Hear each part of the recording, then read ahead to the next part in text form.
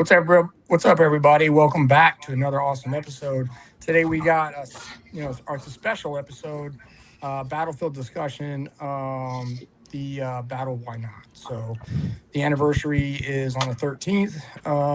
We wanted to, do something to, get the guys together and kind of talk through this. And it's an incredible moment, I think, in military history.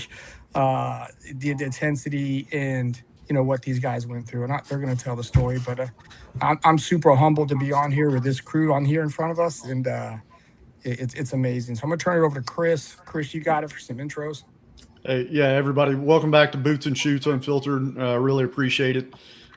So when you all hear this, it will be on July 13th, the 18th anniversary of the Battle of Wanat. And like Jerry mentioned, we've got some really phenomenal guests. I'm going to be real brief. We got Ricky Schroder representing Real American Heroes Foundation and everything that he's doing to help soldiers out. We got Frankie Gay, father of Rainey Pruitt, Gold Star family member. We got Scott Stenoski, one of my favorite mortarmen out there. And then we got Chris McKaig, just a beast of a man. And so both of those gentlemen were in chosen company and were at the Battle of Wanat when this happened. So with that said, I'm going to hand it over to you guys, talk a little bit about yourselves, and then we'll get into it. Ricky? Thanks, Chris. So Lieutenant General Joseph Anderson and certain people in the Pentagon, I convinced them that the way I got into this military culture was I convinced them that it was important to document what accomplishments by 2014 we had in Afghanistan. So whatever condition we got it to in that point, we could document how we left it. And so whatever happened in Afghanistan, we'd have a record up until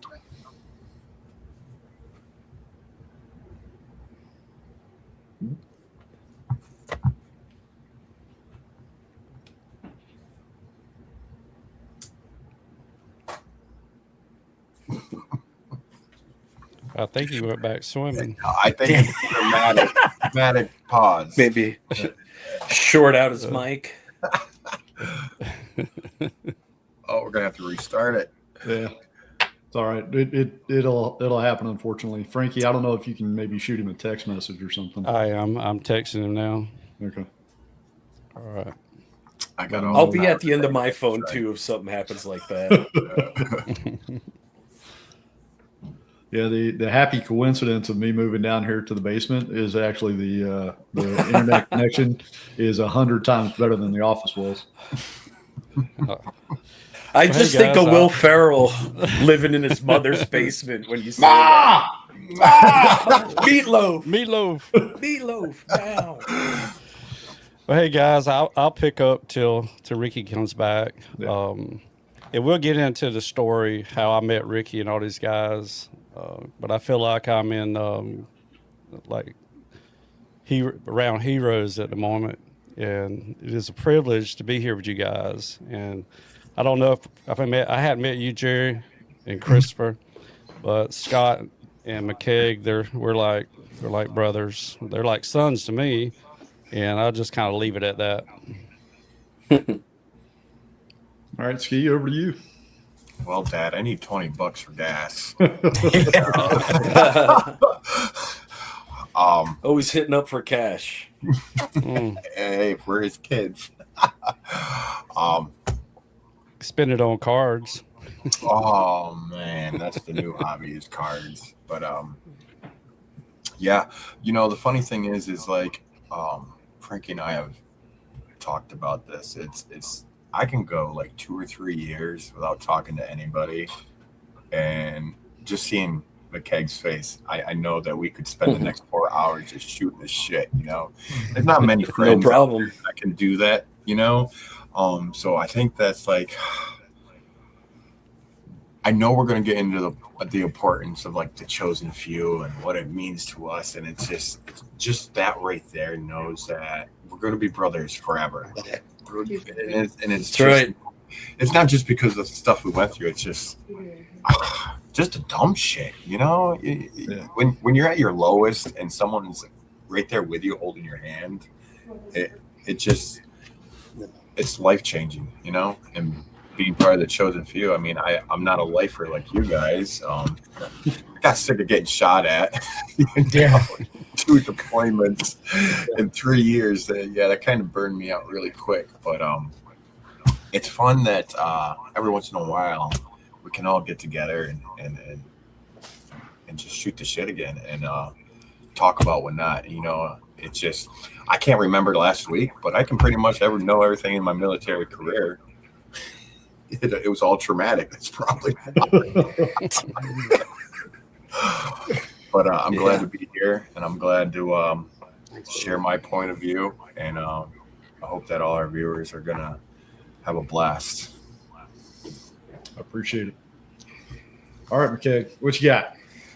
All right, I'm Chris McKaig from Oregon. I was a survivor. That's how I refer to myself in these matters at the Battle of Wanat. And this is going to be a very intense interview for me. It's been a lot of years since I've reopened this chapter in my life, so it's going to be interesting. Most people don't even believe like half the stuff I say when I tell them what I've experienced that day. Yeah. So it's going to be raw. It's going to be real. Yeah. Those are the people that think Rangers are forest rangers. Yeah.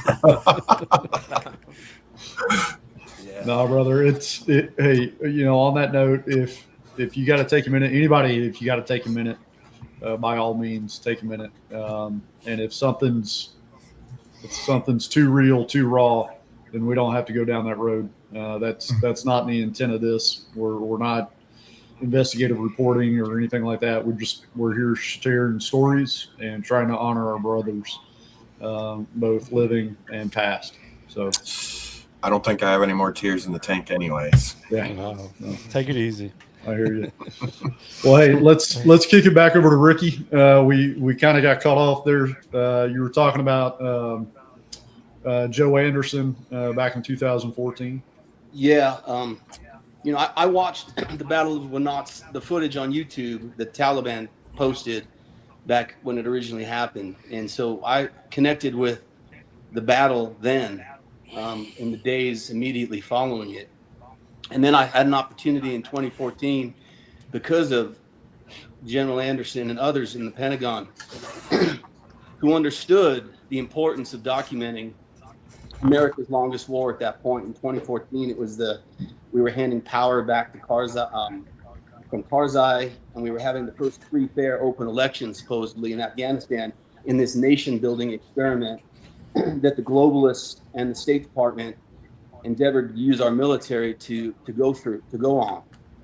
And so in 2014, I was able to go over there for 110 days.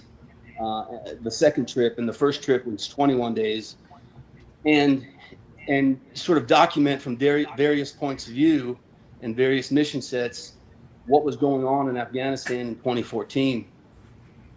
And to the credit of those men, they wanted us to document how we left Afghanistan in 2014, because I think they knew it was going to end up in a shit show. And they wanted to have a record of what we did accomplish and what it was like. And then, we pulled out whatever many years later, and it ended up being that shit show. And so that's how I got tied into Battle of Wanat story. And then I went down to meet Frankie, who made the documentary. And I let him know that, part of my mission, my Hollywood mission, is to tell the stories of heroes. And, that started for me with Major Whittlesley, who lost 107 men in the Battle of the Lost Battalion in World War I.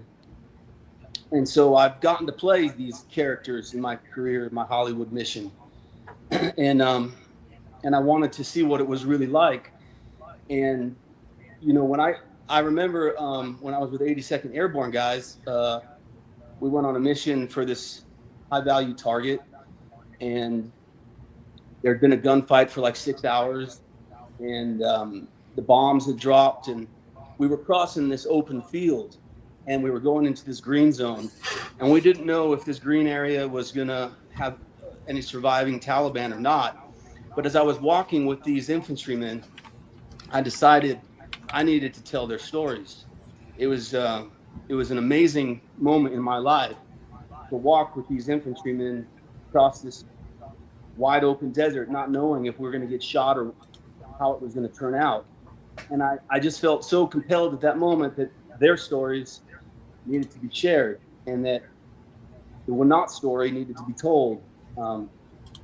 There was so much to learn from what happened at Wanat for us as a nation and as an army.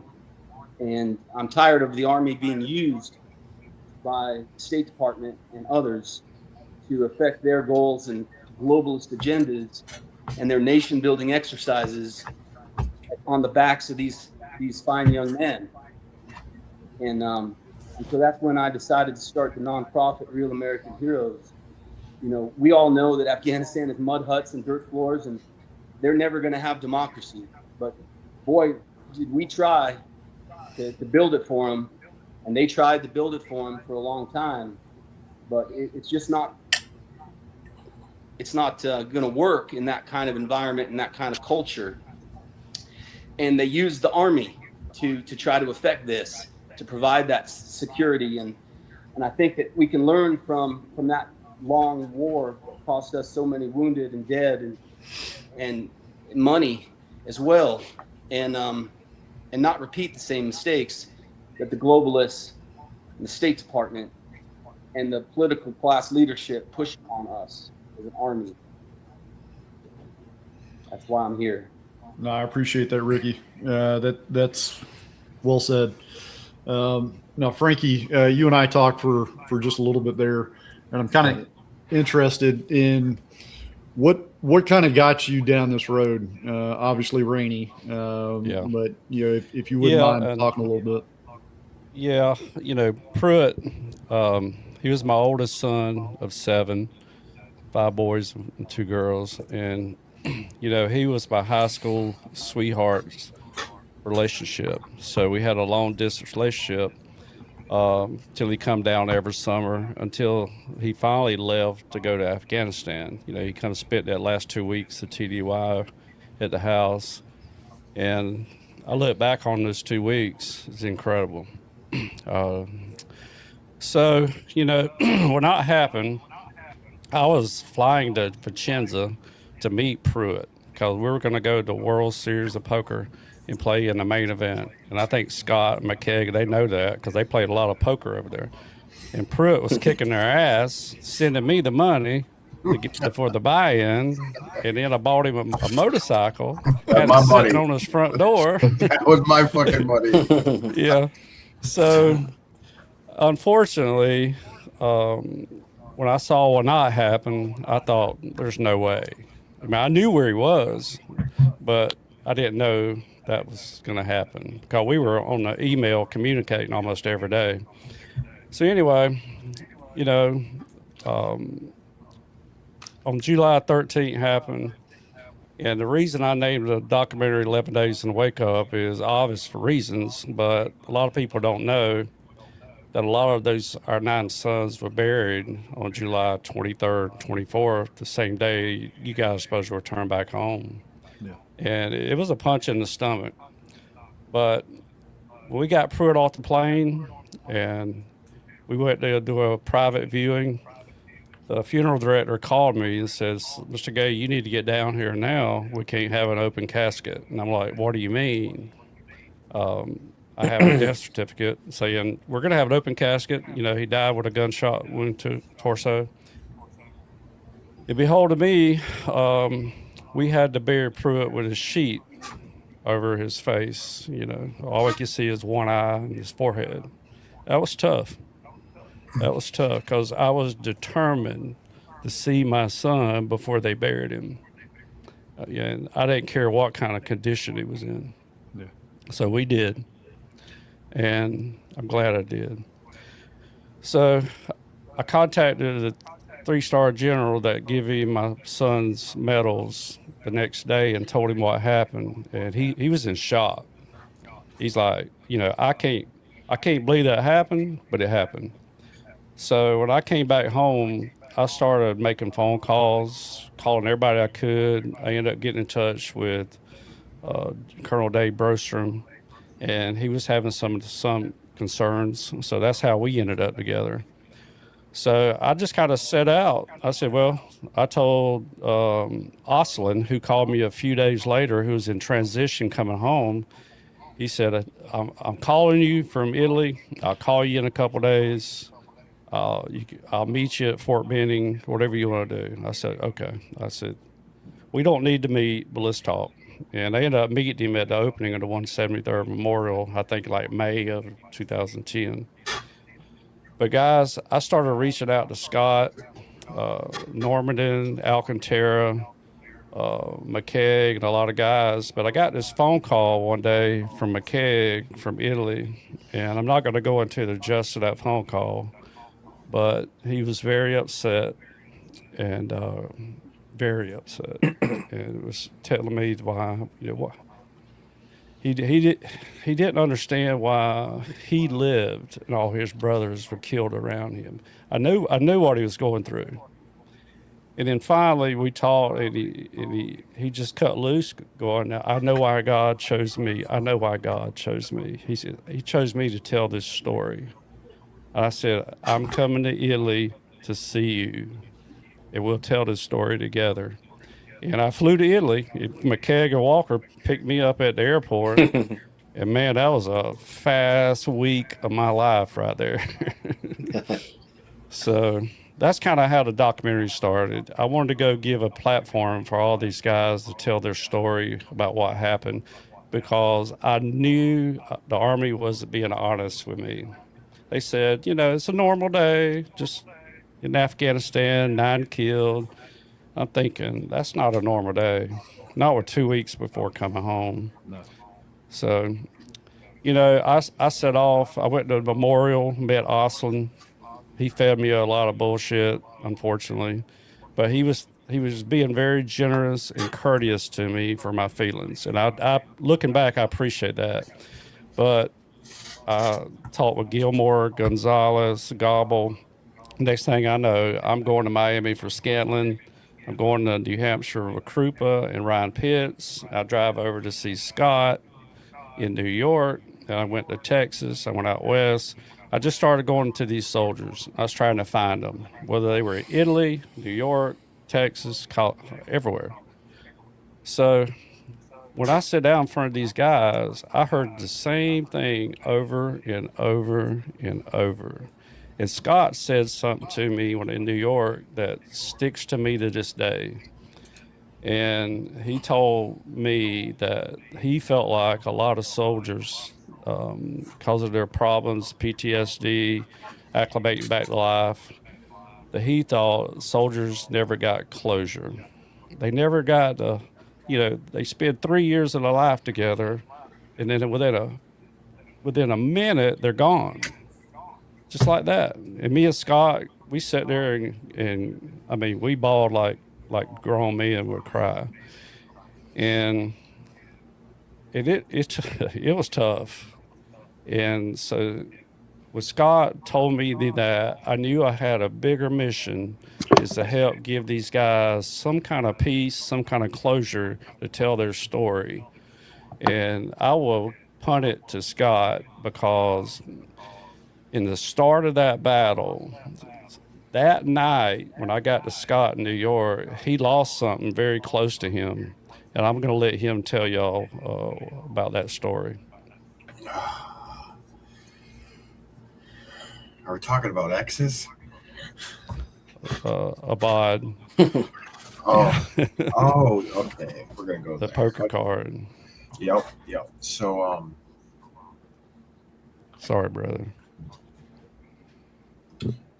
So we didn't have very much entertainment over in Afghanistan. So I mean, it's either running around in your skivvies and making fun of people, or pink bellying, or playing poker.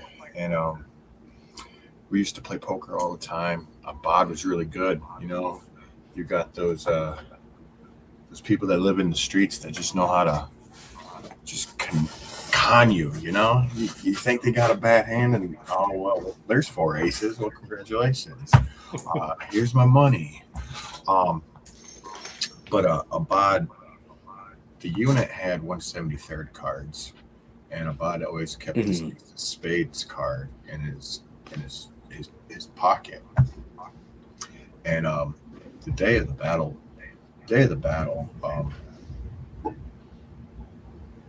well, I took that card off his dead body, and it had the bullet hole right through the card. His lucky card. I kept it with me forever. And what Frankie's talking about is the day before he showed up, my car was broken into, and my wallet was stolen. A lot of things were stolen out of my car and that card. And there was a point where it's just like I lived for that card. Yeah. You know, that's the last thing I had of Abad. And you know, I was just crashing. I was just there, just tailspin crashing. And then Frankie calls me. He's like, "Hey man, I'm 4 hours out. What's your address?" I'm just like, it was like, I think that's where Frankie and I connected. I mean, we had always talked, but it's like he was the unsung angel that came in, because you guys probably wouldn't be talking to me today, you know. And I knocked on every single door. I tried getting cameras. I didn't care about my wallet. I didn't care about the money. I didn't care about what was inside my card. I just wanted that ace of spades back. And man, did that crush me. It crushed me so much. And it's still like, I still drive by the community, you know. It's over by Fort Drum, and I work at Fort Drum, and once in a while I'll just drive by that apartment I used to own, just, you know, just hoping that maybe it's just there in the grass, you know. Bob was the first KIA in the battle, right? Yep. Yeah. It seemed like he was the first one they pick. Yeah. Because when it all kicked off, I had just gotten off in tow guard, and I had walked over to the motor pit. He was fucking ecstatic. He was getting ready to leave. I was like, "You son of a bitch, man." I still got like 6 days here. He was the first leg out. I sat next to him on the cot. We were just reminiscing, going over all the plans, the trips that we were going to make. I was going to be the great godfather to his daughter. Gummy Bear. Yep. And then there was just like, we came across the radio, and they said that they had spotted somebody on the ridgeline, and it was the ridgeline that I was actually watching. And I'm just like, man, I had not seen anything up there. Looking through the tow missile, no heat signatures. So I'm just like, now it's already set into my soul that I've already fucked up. Like, Sergeant Phillips is going to run my ass. Like, his shit kicks off, he is going to run my ass. Like, oh man, there was nothing but perfection, you know. And I talk to Sergeant Phillips all the time about that. Like, his mentality has just created who I am today, you know. I'm not the bad perfectionist, but if you're going to do something, do it right, you know. And I learned that from him. And I remember getting in the dead silent, and I'm just like, oh fuck, I fucked up. I'm going to be carrying this 120 millimeter mortar tube up and down this fob. If they see somebody in an area, right behind the mortar pit on the lower left, on that ridge line, they seen movement. And I was just like, that's where the tow missile truck was pointed. It was pointed toward the middle mortar pit, scanning that ridge line. And I was like, oh, I done fucked up. Abad was like, oh, don't worry about it. Don't worry about it. It's probably goat herders. And then it went dead silent. And I remember telling this to Ricky, because when he was interviewing me, he had this waterfall in his patio, and it was the trickle of water. For some reason, Oh man. the Yeah. water started flooding the mortar pit. I'm just like, the fucking river is like 250 meters to the rear of the mortar pit. Why is there water coming into the mortar pit? And that's when I heard the single gunshot. Yeah. And then next thing you know, Abba just slouches over and fades right into the mud. No response, and then that's when all hell breaks loose. Wow, all hell breaks loose. I can't even put it into words. I know, but it's just everywhere. If you look at the map, if you look all the way to the right, oh man, where the VP Kaler was. Let's pull this up. Yeah, the truck in the middle was the CP, and then the truck to the right of it was the tow missile truck, and then where the trees are, that's where the mortar pit was, and it came from everywhere. It came from everywhere. It sounded like mosquitoes all over the place. Bullets just whizzing by, and it was just in that split second, you're like, I don't know what you do. Yeah. Fucking Phillips.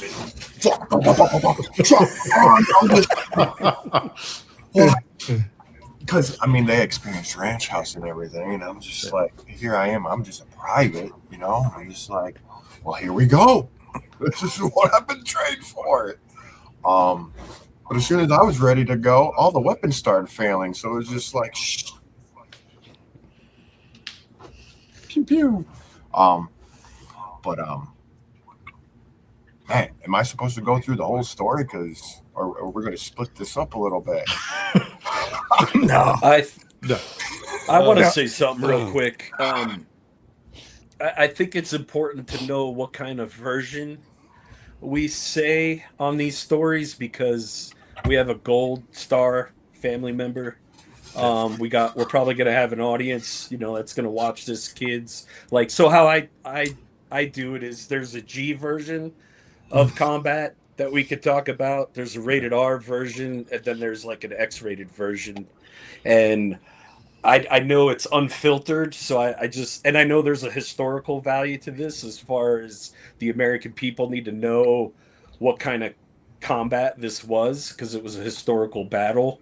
Sure. So I just don't, out of respect, I just want to know what kind of version that you guys are all wanting to tell. So if I can, real quick, that's a great question. I know, Ricky, you talked about wanting to be able to use this video to try to help with future funding endeavors, things like that. So I'm going to default to you. I will tell everybody that my typical answer, McKaig, is it's unfiltered for a reason. Yeah. Right. But that said, Ricky, that I'm going to let you make the call. Yeah, I don't think you need to hold back. I think we need to tell it like it is, and be as honest as you're comfortable. I don't think we need to go into the details of the wounds. No, yeah. Yeah, and I'll comment on that. I learned that the hard way when I was sharing all this with the father, Phillips, Ayers, Zewilling, Berstrom, the Hovaters. So I learned to be very sensitive to it, because at the time I was such full of hate and hurt, I didn't care. I wanted the country, the people to know what condition my son was in, how hard he fought when I buried him, because I felt like he was somewhat used for like cannon fodder later and down the road, and I was very upset about it. But I think it's unfiltered for a reason, so don't hold back. Okay. Yeah, gentlemen, it's your story. 'Cause So tell it's because the intensity of the battle and the gruesomeness of the way these guys died Yeah. is very intense, very traumatic, as all you guys could imagine. So I know it's unfiltered and nothing about the integrity of it. Of course, it's going to be honest. I have different versions I would tell, like my mother. I have different versions that I would tell my guys that I've been there with. And then there's a version I would tell you guys off camera, Yeah. so, and My this, mouth I don't know. understand.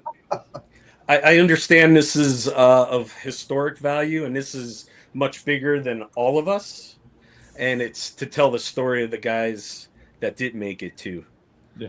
So, okay, Yeah, thank you. and Scott brought up a good point. It wouldn't hurt to break it up because heard Scott tell this story several times, and it's a deep hole that he goes in, and I'd hate to see him go into that hole again. Same with McKaig. Yeah. The reason I want to invite McKaig because he was at the OP. He's seen a lot, Yeah. and he survived OP. He was able to get back down to the cop. Scott, same thing. He reinforced the OP, with nothing more than a pistol. So he witnessed everything, from top to bottom and vice versa. So I thought these two guys would be the best to tell this story. That's how I feel. Yeah. So to that point, thank you, Frankie. That's really good. So as Ski mentioned, he's doing what we do, quite frankly, there in Afghanistan. Guilty of it as well over there, kind of fucking off a little bit, and just thinking about the fact that we're supposed to be redeploying in like 12 days, right? Desert Company was a little bit behind you guys, but like 12, 15 days, we're out of there. And then all of a sudden, fucking mosquitoes start flying by. What's going on up there with you, McKaig, at this point? Hey, Chris. At what point? Chris, can you go back to the terrain, please? Yeah. Because I just want the other one.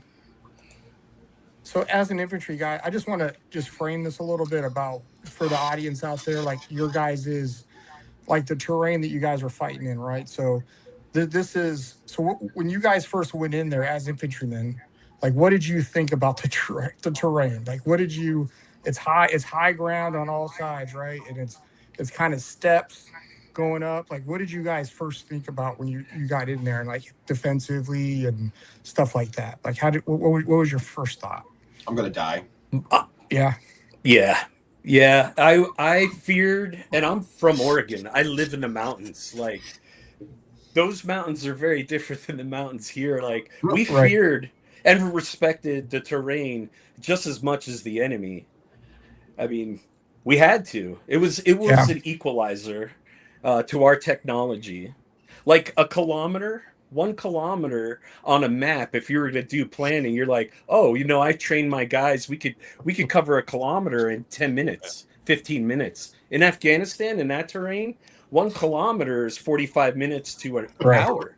To cover with all your gear on. Yep. So it's a great equalizer to our technology and our training and them living there and being lightweight, agile fighters. Yeah.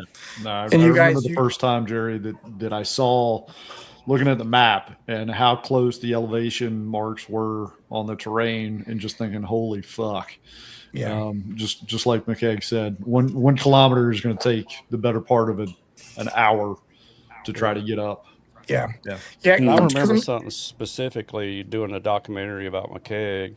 We actually recorded his interviews in the war room in Vicenza on post. I remember that. Yeah, and one thing that he stuck out, he said, when I got there and I started digging, I was digging for my life.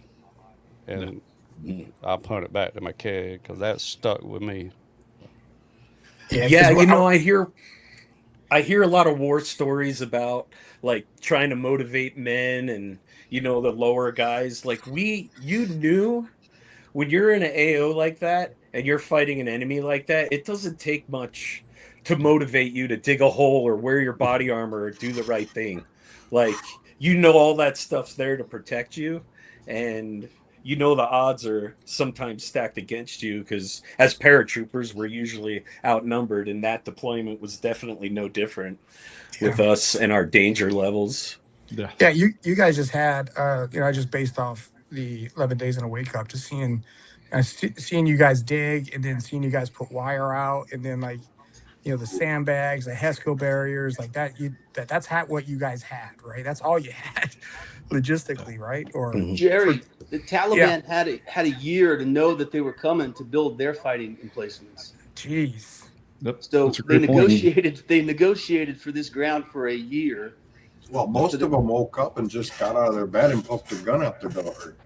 You know, Which telegraphed what Ricky's saying is basically, I think what he's saying is it telegraphed to our enemy almost exactly what we were going to do.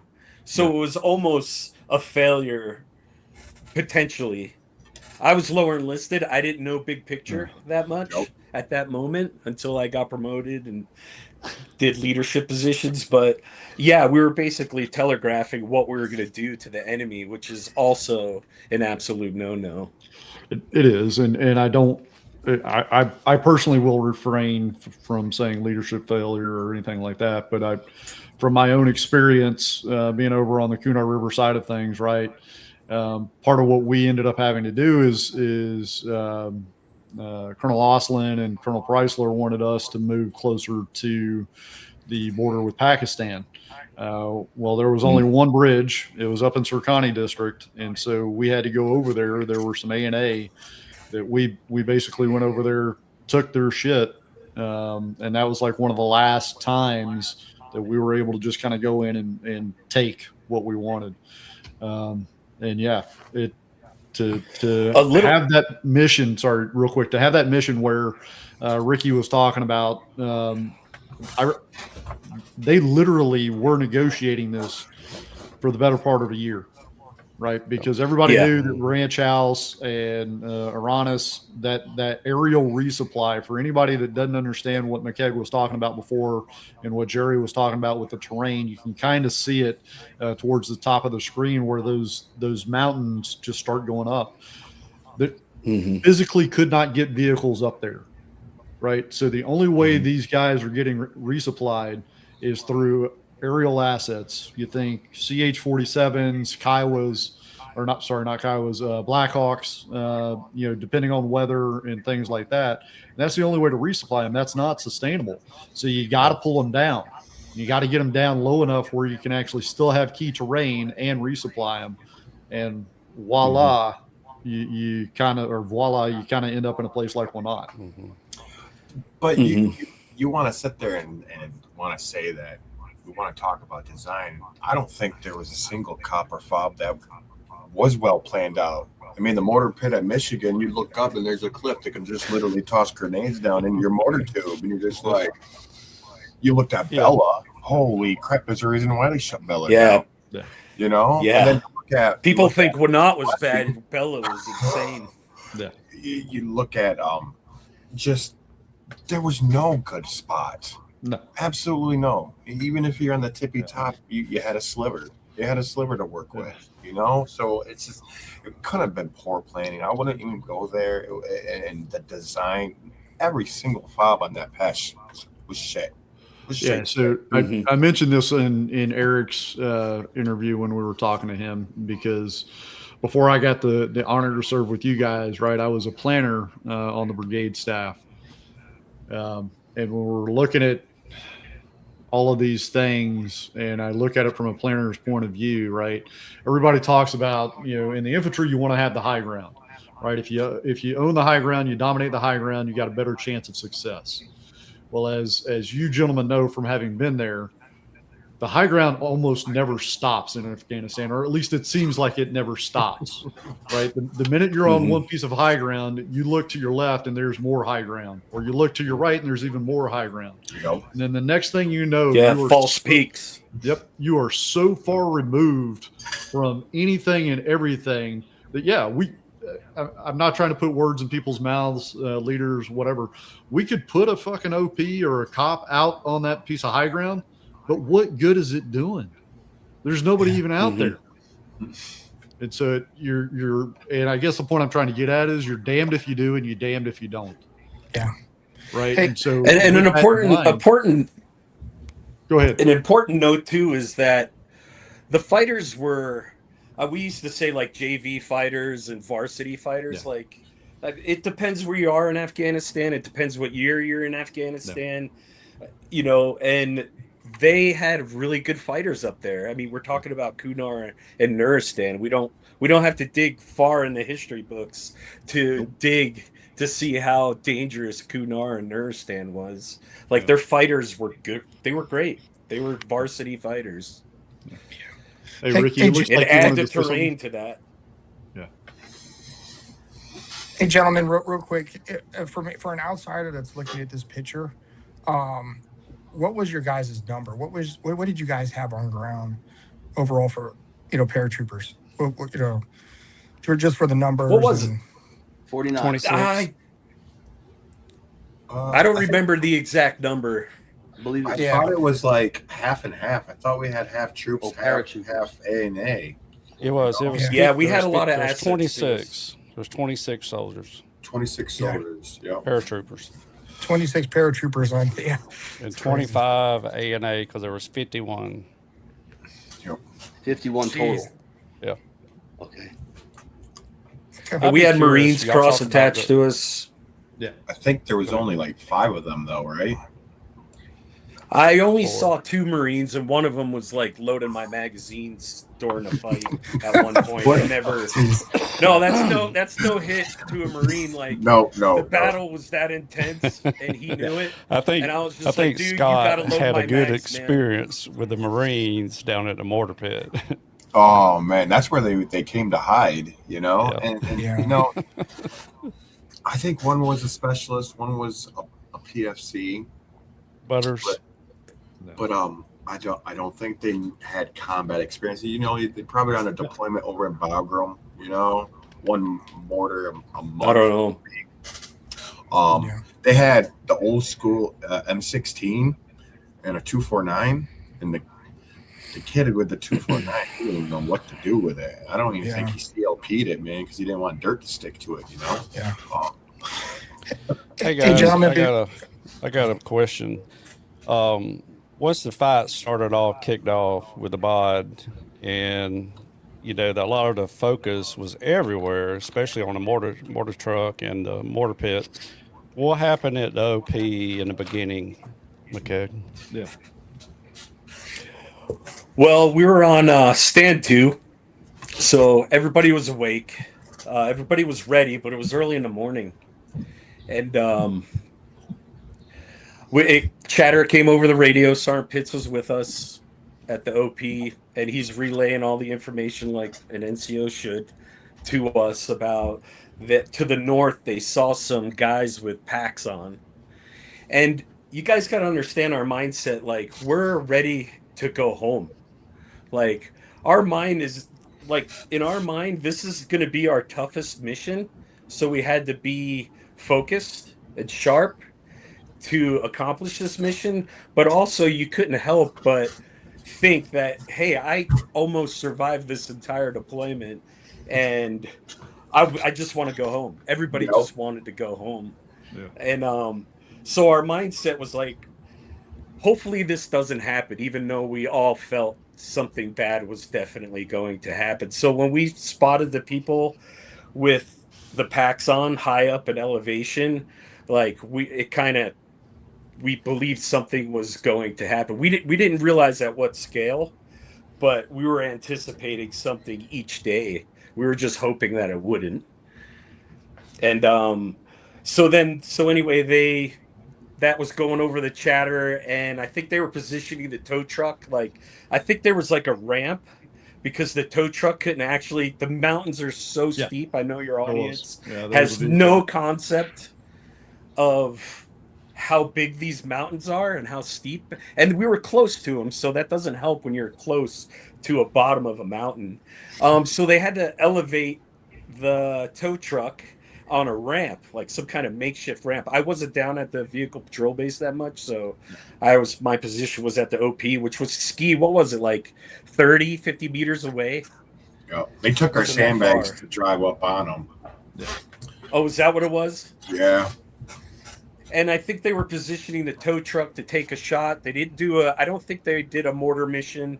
Ski, Nope. you could probably talk on that, but I think Nope. they were positioning that truck from what Sergeant Pitts was relaying to us, because we spotted them. We spotted them first, but I do believe they initiated contact, and we've been in a lot of fights. A lot of fights. We had 11 ticks in one day. Troops in contact, like 11 ticks in one day. Like none of us were amateurs. It didn't matter what your rank was. Like everybody knew what they were doing. Everybody was good at what they did.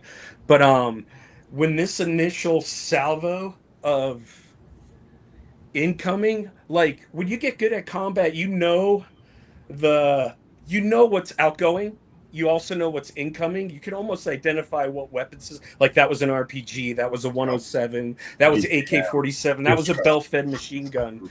This was so intense. I couldn't tell what was outgoing and what was incoming. It was that I couldn't hear myself scream at the top of my lungs. At least at my perspective, and your audience needs to know this too. Like I was only intent on what I was doing and focused on what I was doing. I had no idea what was going down on at the vehicle patrol base. I knew what was only happening at the OP. Like it was that intense. You're so focused. I lost vision. I couldn't hear anything. Like my senses were dulled, and they were also heightened at the same. There were certain things, and I attribute it to things that require you to survive.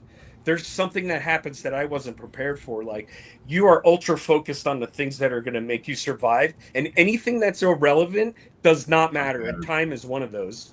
If you talk to these guys that actually been in intense combat, they'll tell you I had no concept of time because time's not important in those scenarios. You're just trying to survive and fight. And anyway, it was so intense. You're in a bowl surrounded by mountains that are close to you. Just go to a rifle range and listen to, I don't know, 20 firearms going off. And then what was the enemy estimate? 300 to 500? Nobody knows. But 300 to 500 dudes raining down everything they had on us, and then everything's outgoing at the same time. You tell me how much you're going to be able to hear or communicate or function. You know what I mean? Like it was that. There's no movie that depicts how intense that fight was. There's just nothing out there that shows what that's like, and it shocked my system.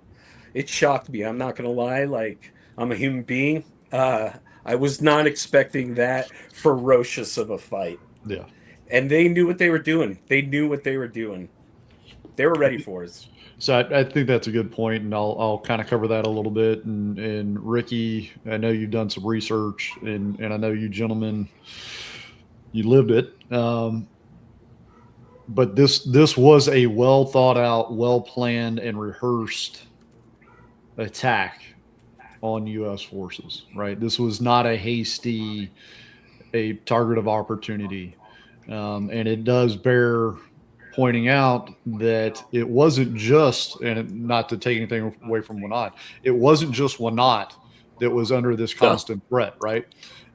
You've also got Battle Company in the Korengal, daily contact, daily reports of soldiers trying to mass in the hundreds to take Cop Korengal. You got Chalke, where your other brothers are, from 3rd Platoon, and some of my guys from Destin Company that are out there.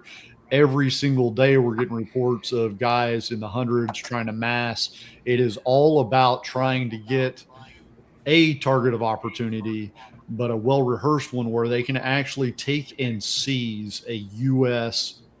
cop. Like that was their goal. That is what they wanted to do. It just so happened. Yeah. It just so happened that unfortunately, we, the U.S. Army in this case, kind of played into their hand.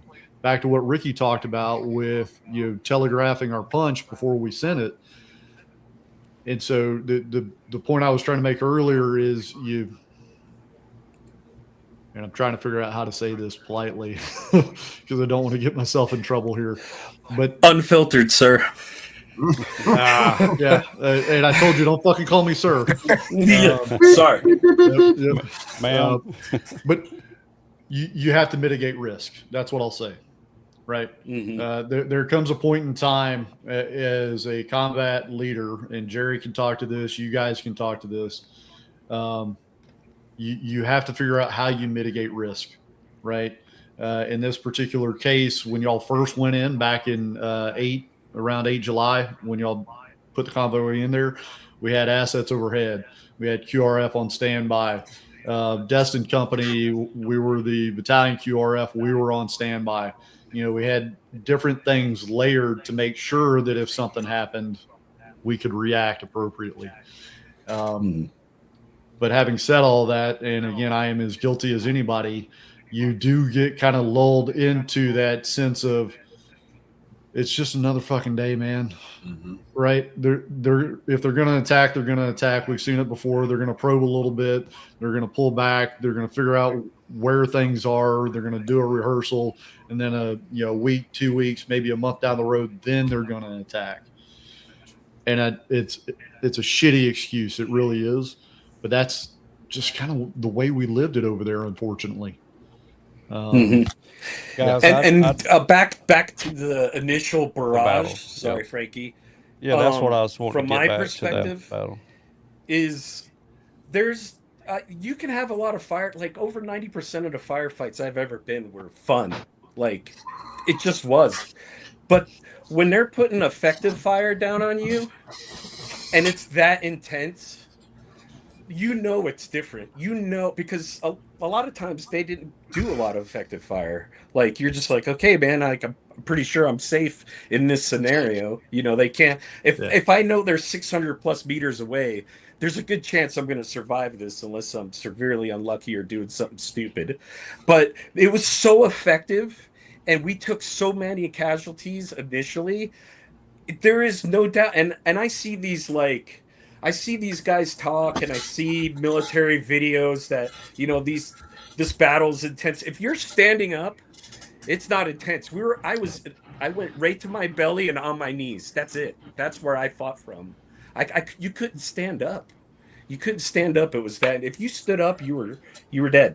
At least at the OP. I don't know about where you were, Ski, but if we stood up, you're not going to make it. It took me like 30 seconds to compute it all. Like Haig says, like when they're attacking from a distance, you can be like, all right, I can make it to that berm, and I can get under cover, and I can find them on the ridgeline, call it up. But it's just like at that moment, it's just like I did not want to move, and it wasn't because I was scared. It wasn't because I didn't know what to do. It's just you couldn't accessing the situation, but you couldn't. Behind side to this side, where do I go? Where do I start? Yeah. Yep. That's how it is, man. That's how it is. Like, dude, I slid my rifle. Like, I just laid my rifle on top of the sandbags. Mind you, the top layer of my sandbags were getting shot out. We call them rock bags. Yeah. we call them rock bags, but we were digging out of this poor guy's field because he had some dirt. And like, they didn't train me to say, like, I'm thinking these sandbags are going to protect me.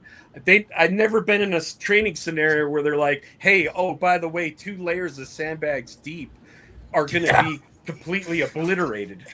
Yeah. And so I'm like, I'm trying to process this shit. Like, I'm constantly getting barrages of things I was not prepared to see, witness, or do. Because most sandbags take a hit. Not rock bags. You're talking the pebbles just shattering. It's like mini grenades. Yeah, it's additional shrapnel now. Mm-hmm. Yeah.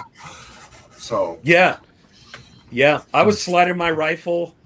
I leveled my rifle out on the top as best as I could. I was expecting my hand to just get hit, or my arm. Even though my arm was behind the sandbags, I was like, my hand. I have to return fire, or I'm gonna die here. Like if I don't return fire.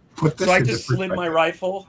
I slid my rifle on the top layer, and I angled it down too, because I knew they were closer. So I was laying it level to hit the guys, hopefully, at distance. And then lay down a layer of fire up close in case they came close trying to take our position over. So let me put this in perspective to you, McKaig. So you got rock bags, sandbags. Imagine having Hescos that are not filled. You mentally think, oh, this Hesco is going to protect me. I could stand by this Hesco. I can do an Irish jig. I can shimmy. Oh, now you're like, I'm in the middle of nowhere on this open area. Hey, ski. Let's back that up a little bit because that's a great point, right? And so you kind of hit on the fact that you guys are digging for your lives. My heart's already racing. Yeah, I know. You're digging for your lives right now, trying to fill up sandbags and everything else like that. We do have Hescos out there. Some of them are filled, some of them are not. Is that correct? Probably maybe 3 feet deep on 10-foot Hescos. Exactly. And it was the back wall because that's where we started first. We built the back wall, and by the time we U-shaped it around, the skid steer broke, and it's just like, whew, whew. So for our listeners out there, again, they are higher headquarters. We had gotten a contract to try to get, and we had civilian contractors. We had the Corps of Engineers trying to come in and help fill this stuff, but the contractor was not able to get there. Is that correct? Yep. Correct. Yes. Yeah, I think they were harassed. Yes. Yeah. They were probably threatened, and they didn't go. Yeah, by the Taliban. But that was known prior to mission deployment. Yes, before leaving. And so they chose to go forward anyway without having those fighting positions established. And I get, Austin was in a tough position because there was the RIP TOA, right? And the next unit was coming in, and they were green. And so I can imagine, I read his testimony, and we have it in our screenplay, that he had to make a decision in his mind, put these men at risk or put the next group of men coming in who didn't have the experience in the AO that these guys had. Yeah. Is that fair, Frankie? Yes, that's fair. And I'll tell you, about 2 years ago, I interviewed Chip Preisler for about an hour. And who's Chip Preisler, real quick, for everybody? He was the brigade commander, right? Yep. Yes. Now, I will tell you this. That was a very hard interview. And it was hard for him more than it was for me. Colonel Brostrom was with me at the time. But I will say this. Preisler took full responsibility for that mission. And I commend him for that, and I thanked him for it. So I just think that needs to be noted. No, I appreciate that. I worked directly with Colonel Preisler when I was the planner up there. So in that regard, I had nothing but respect for Colonel Preisler and all that. And when you told me that, Frankie, on the phone a while back, I really appreciate him stepping up and doing that. He was. Well, as far as the battle, let's try to stick to that battle because there's so many things. Like you talk about the terrain and you talk about the Taliban, how seasoned they were. Yep. How many Taliban did you guys recover in that whole battle? I think they recovered the guy that I killed with a claymore. I think that's the only one that I am tracking. Scott told me he shot 3 or 4 point blank in the chest. 10 meters away, blew him away. Ghost. Sean, can't find him. They're really good at policing up their own in a battle, and they're also really, just to give your audience an idea how disciplined some of these guys are, they'll even pick up their brass from the firefight, and you won't find brass. That's how disciplined they are, and they need it. It's not like they have a brass making machine in the middle of the mountain somewhere. Hey, gentlemen, too. Going back to that, when you said that they were planning this, right? So that open volley, they targeted all your key structures. They carved the mortar pit, the gun Yes, truck, crew serve the weapons. OP. Yeah, so they hit you. Were they hitting you with Dishka and art? Well, because when I watch 11 Days of the Wake Up, when you guys talk about the amount of RPG fire, like it's insane. Oh, Like for you Oh my guys to God. take, right? That's incredible. Like when I was hearing that, like for that initial volley of how good they were, like identifying kind of spots that they kind of wanted to, knock off the battlefield to approach you guys or whatever. But like it's insane. So You they initially couldn't you took. Go ahead, sorry. you couldn't identify what weapons unless it blew up next to you. Like it Right. was just so like I was telling you guys, like you could usually tell in smaller fights what's outgoing and incoming, but when it's that intense, you can't tell what's exploding next to you but the RPGs usually you could hear like a pop and then it takes a couple seconds to then a bigger explosion. The pop and then you can see maybe a visual signature smoke, Yeah. or a trail, but the explosions of RPGs were just everywhere. It was just everywhere and it was intense. And how do you train for that? Right. How do you fight against, gain fire superiority, right? Yeah. That's the first initial thing that you're going to do, but you're exposing yourself to die to gain that fire superior. I look at it as an ocean wave. You have to be the wave of fire coming first, Yeah. or you need to be that dude like Superman and pushes that wave back.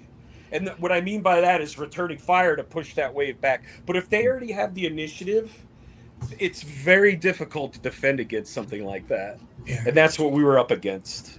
And Scott, you couldn't get to the gun, right? I mean, you guys couldn't get to the tubes. They were just initially, no, the 120 Yeah. was right in the middle. right.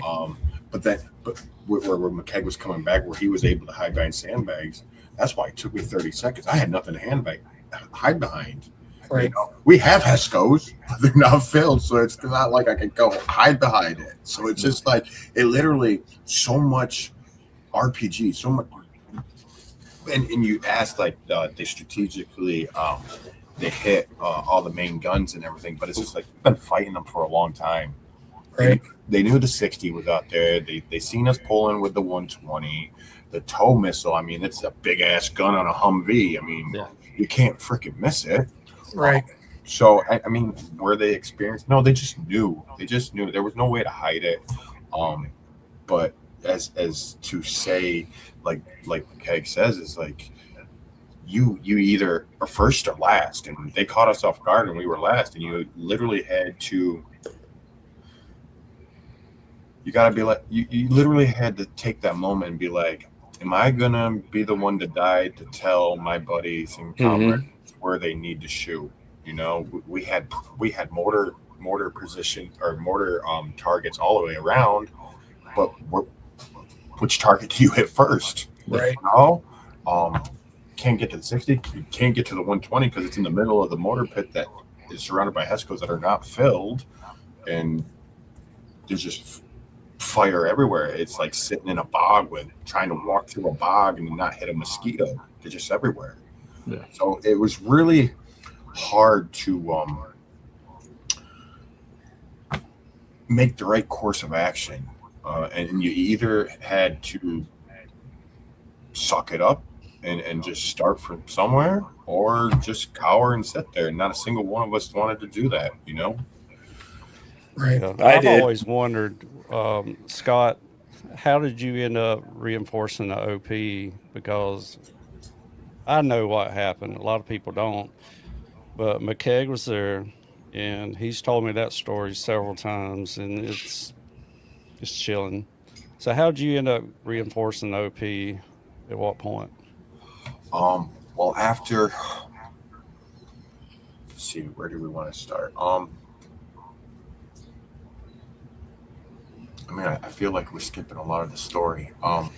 It's tough with that kind of battle, it's tough to piece things in chronological order because you're getting all these puzzle pieces of stories And like I didn't figure out the way the whole battle went down in order until we went back to Italy and everybody came back from their hospitals and Yeah. healing from their wounds until we could talk to one another and piece this whole battle. That's why I hand it to you guys Yeah. to No. keep this Yeah. on flow. Yeah. It's difficult. It's so hard to keep it on track. So I'll keep it short and quick. I'm sure we're going to go back to it, but I just can't get to that point without telling a little bit of the story. So, shit hits the fan in the mortar pit. A lot of shit happens. We move from that position to the CP truck. Yep. Right across. It's not next different map.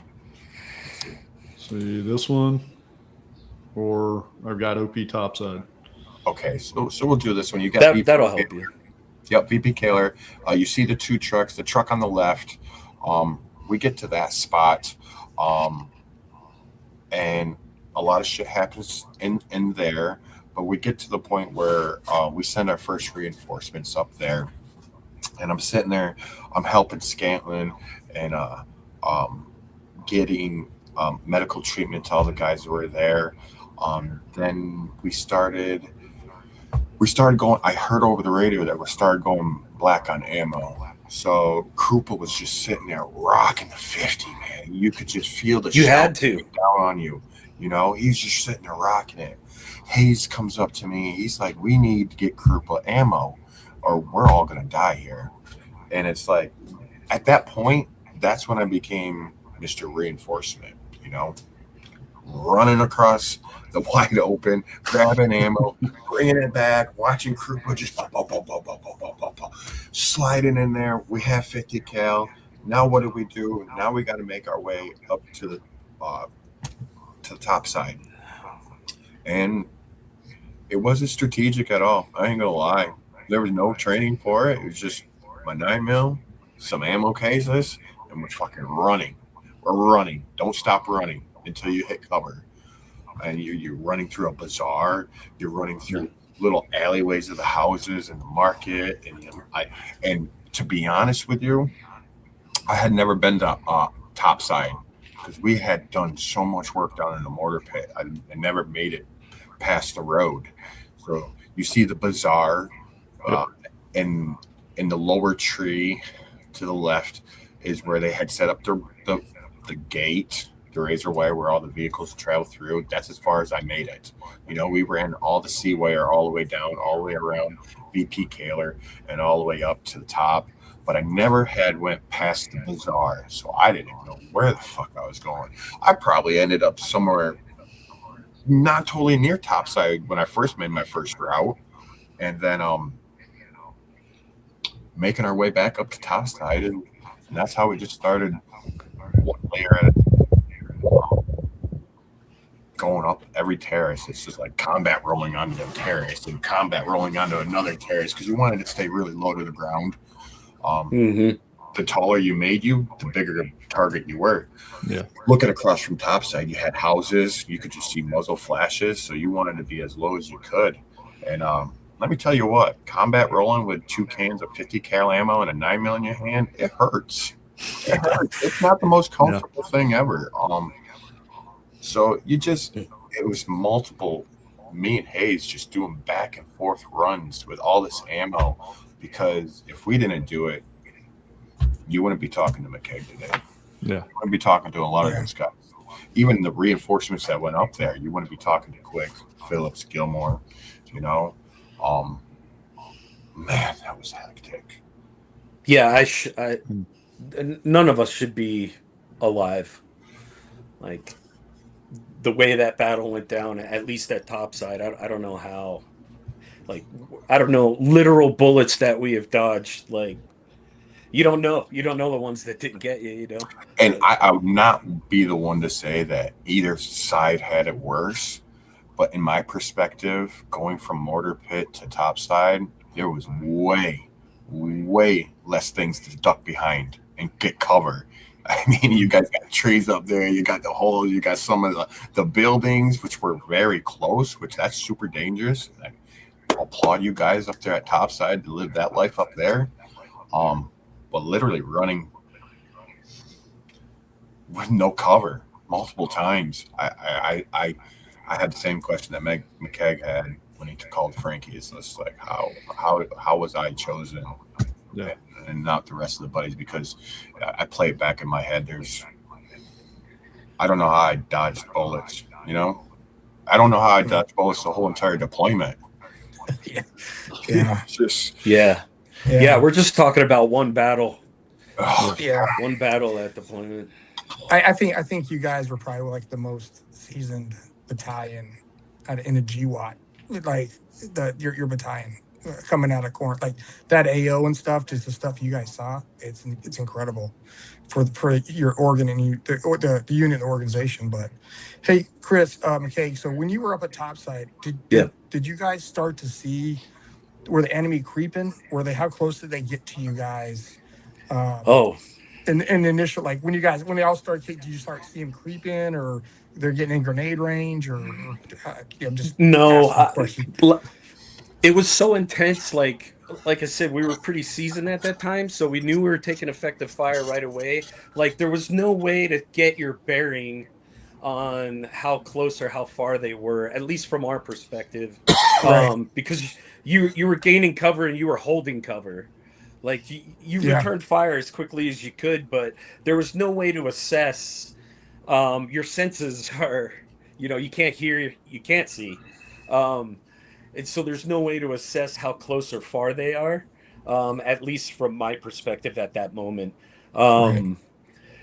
As the battle progressed, there's if anyone's been in combat, you know that there's lulls. Like sometimes the fire or the incoming will slow down or speed up.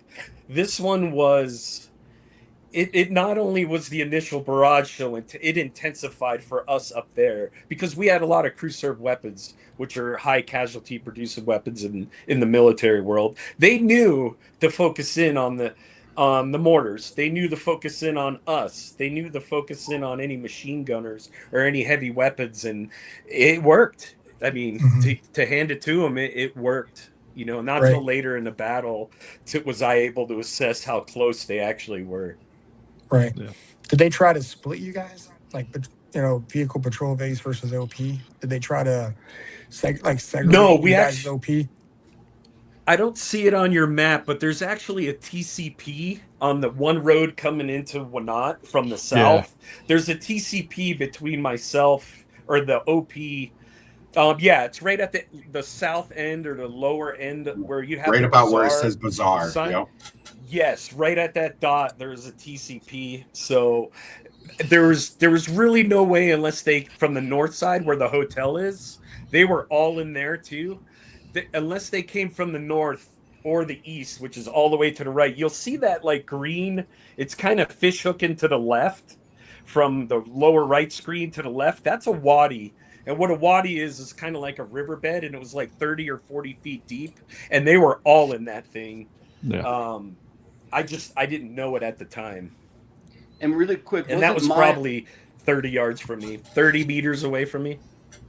Were you guys planning on doing a patrol that morning to look for a new OP? Were you guys involved with that? Yes. Meyer was going to try to relocate the OP that morning, and that was going to be his objective that morning, and then the attack kicked off. Captain Meyer, I wasn't in a leadership position, but I do know they considered us. They asked us our opinion, like Sergeant Pitts did. The lower NCOs asked, what was our opinion on it. But there was a lot of back and forth on where the OP was actually going to be, because if it's too far out, you can't supply us in the heat of a battle like that, and if it's too close, it might not be doing its purpose, which is early warning. I mean, it's an observation post. Like we were at that high avenue approach that the enemy could potentially take, and we were supposed to be early warning. So, I mean, but they had to resupply us too. So they had to really balance out. Like, is it too close, too far? Can we resupply these guys or not? So I wasn't in that decision making process, but I heard the leaders talking about it. McKaig, who all was in the OP, their positions? There was Zwilling, Sarn Pitts, Sarn Gobbles, or Sarn Gobble, Phillips, Bogar, myself, Ayers, and I think that's all that I know of. Some people came up and visited us. Stafford. Sorry, Stafford was up there. Can't forget Stafford. No, Sorry, don't forget Stafford. Stafford. Yeah, so I believe we had 2 or 3 NCOs, and obviously Rainey was with us, so he was my boss. And I was on a gun team at the time. I was with a 240 gun team, so it was me, Ayers, and Rainey. Yeah. So about So what two- is that? About 9, Yeah. maybe Just 9 about. of us. Yeah. So you had the 240s, you had the LRAS, and then Sergeant Pitts was an FO, right? He was. He was Yep. he was a He was our FO, FO. and he had do you have like an RTO with him too, or is it just I curious think he guys? had the radios, and we just manned the radios on guard shift. Sergeant Gobble had a radio. He was an NCO. Was it And Zwilling? like according to your, what's that? Was it Zwilling his RTO? He Civilian was manned the up there. radio a lot, so Yeah. Yeah, I think Sergeant Pitts would be able to answer that one. yeah. I really don't know. But yeah, He and was. Rainey was my leader. No, He was my leader, so we no had at least. ISR. No ISR. What happened Nothing. to the ISR? Sorry to just take it into that question for a second. What happened to the ISR?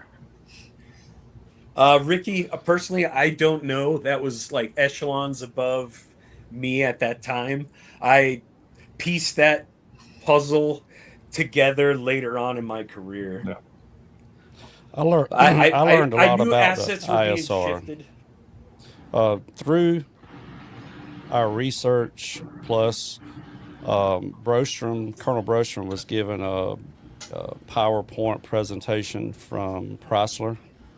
Chrysler flew to Hawaii to meet with Brostrom. I think I'm correct. Anyway, Brostrom showed me that, and then investigations, which was 2 or 3 investigations. So there was a lot of explanation to what happened to the ISR. Why was it pulled that day? And there's a lot of speculation. I just won't go there, the reasons why. But I do know of a couple reasons. But it was not there. I heard VIPs Not were in the there. area. We didn't have a Yeah. lot of assets. Like Afghanistan wasn't the focus at that time. Like I believe, correct me if I'm wrong. Historically, like Iraq, the surge was happening in Iraq just recently. So Afghanistan was kind of like. I mean, I can't speak on higher leadership, but we weren't as plussed up at that time. From Yeah. my So understanding, Ricky talked about it a hindsight. little. Yeah, Ricky talked about it a little bit at the beginning, right? We, at that point in time, we were an economy of force mission because, and you guys, because at the point in time of this happening, y'all are privates, specialists maybe, but pre-deployment, if y'all remember, we were supposed to go to Iraq, right? Right. And so in December timeframe, before we deployed. So you're thinking December 06, January 07. We got word on the brigade staff, hey, we're no longer going to Iraq. We're now going to Afghanistan, change everything. We've got to develop new training plans, new deployments, all that stuff. Mm-hmm. And that was because they used us as the economy of force while they started drawing everything else that was available in on the patch charts to deploy to Iraq.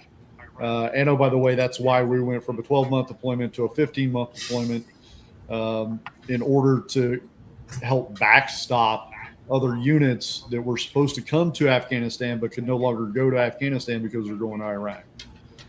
And so, yes, to your point, McKaig, Bigger picture. yeah, we were fighting a lot of different things when it comes to assets and resources, not even just inside of Afghanistan at this point in time, but in all of CENTCOM and everything that's going on. And yeah, to your point, Ricky, I don't know the specific reason why ISR was not overhead. I do know that they requested it. They requested it to be there as near continuous as possible. yeah, not above my pay grade. So I remember guys screaming. I remember distinctly guys screaming, "Where was ISR? Where was the Apaches?" yeah, Everybody was screaming, "Where the birds? Where the birds? Where?" I was like, "Dude, I don't fucking know, man." yeah, Like usually the birds responded a little bit faster. I don't know what was going on, bigger picture, but yeah. I don't know when air actually finally got out there. I don't know that piece.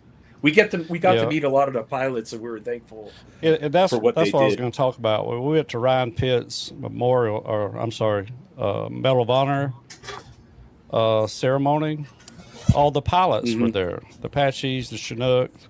I sat down. Me and Scott were in the Pentagon room, and we did another interview with the pilots.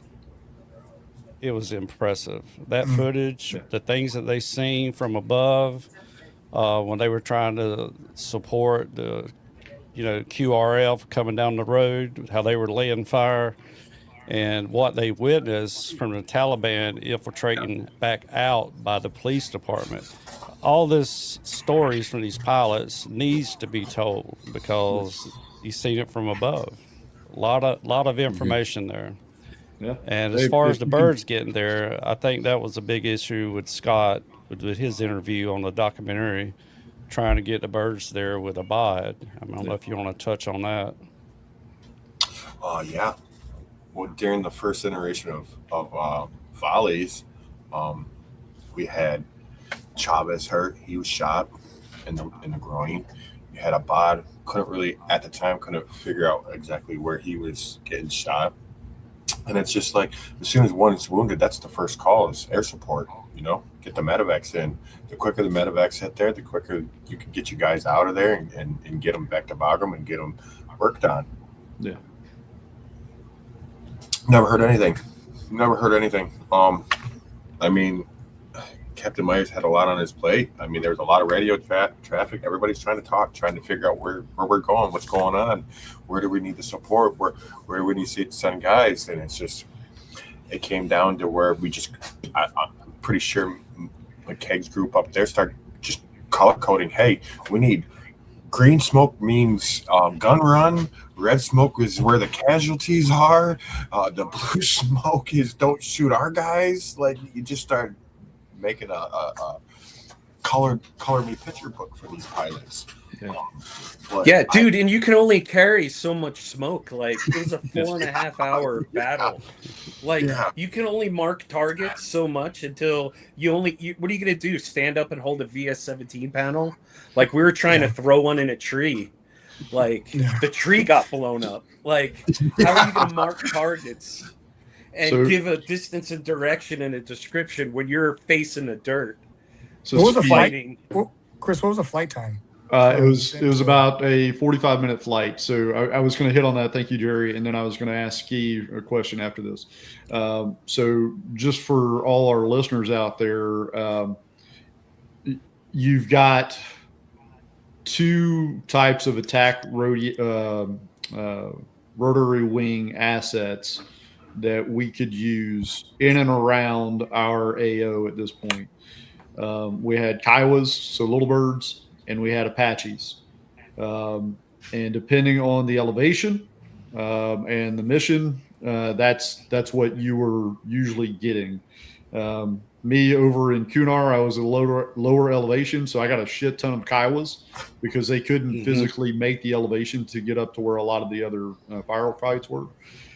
There were more of them, and so there were more available. The part of the issue that we fought on a daily basis over there is that there are only so many airframes literally on the ground and available to be used with the Apaches. And if you run out of the Apaches at Jalalabad, which is about an hour total spin up and flight time, now you're talking about you got to go all the way up to Bagram to get additional aircraft, or you're talking about fixed wing being sent over. And so with the whole risk mitigation and talking about layering assets, that's where all of that started to play in. And again, I can speak confidently in that I know the requests were submitted. Everybody was pushing to try to get those requests and those assets to be available quicker, if not on station. But it kind of got to the point, like we talked about before, that if there wasn't a known thing going on, then something else was drawing assets away. And I can't speak to that. But to ski, the question I got for you as a mortarman. So the 120 it's done, right? You can't use that because the mortar pit's no longer tenable. Yep. If I'm not mistaken, at some point somebody tries to make a run to the 62, and then that becomes inop. At what point are you seeing and or hearing or potentially calling who's getting 155s out of Blessing or 105s out of Abad? I do believe it was Myers, because when on the first volley of reinforcements, that's when Quick Gilmore and Sergeant Phillips went up to reinforce it, and Myers looks at me, and he's like, "You think you could shoot that 60?" Because Sergeant Phillips had tried going to get it and got pinned down and came back. And I remember this. I was like, I'm looking at him like he's fucking retarded. And the funny thing is Myers was actually the colonel here on Fort Drum, and I know where I work, and we hit it off. My boss jaws dropped. They're just like, Stenoski knows Colonel Myers. Like, I'm like, yeah, we're bros, man. We're bros. But I remember giving him the dumbest fucking look. Like, are you fucking kidding me? Like, Sergeant Phillips tried going out there. You want me to go out there? I looked over, cross bullets coming in, and I'm just like, sir, I mean, I can. I was like, when are the birds coming? And he's like, they're not coming. We have full clearance. We're just going to let it rock. I'm just like, I'm going to let it rock. Because it ain't you running out there to go. Like, let's get this straight. So I'm sure it was Captain Myers that was doing the logistics between that, because he said if I could go get that 60, that we had no birds coming in there. With the 60, you don't really need clearance unless they're almost there. Yeah. So he just gave me that look like, can you do it? And I'm just like, I mean, I've done some crazy shit in my life, but I can try, sir. You know. Yeah. Scott, I was listening to your story that we talked about way back. Tell them about the RPG that went between you and, was it Phillips? Yeah. So Stuck in the wall. Yeah, Sergeant Phillips didn't get this. He said he didn't remember who was there trying to help him, but it was this guy. Once Abad went down, because Abad was the gunner, I was the next man up, you know, and everybody else was Italian. So, like McKaig said, it had its volleys. Like it was intense all the time, but it was a little bit less intense for like 30 seconds, and then it was intense again. And Sergeant Phillips was like, we got to lock onto one of these targets. So we get about 4 rounds off, and I was just dropping rounds. I don't know what targets we were shooting. Sergeant Phillips became the gunner. He moved the gun. He put them on there. I was just dropping rounds. By the time we got the 4th round off, I heard the pop, the whiz, and next thing you know, an RPG. In the mortar pit, we had all the mortar rounds. We had all the ammo. We had all the 9mm, all the 7.62, all the 5.56, all the mortar rounds, white phosphorus, aluminum. Everything was pre-done. The cheese charger set. Everything was ready to go. The cans were open. So you could slide them out and let them rip. The 60 rounds, all ammo was in the mortar pit. The mortar pit that had half Hesco built walls, you know, instead of a ticking time bomb.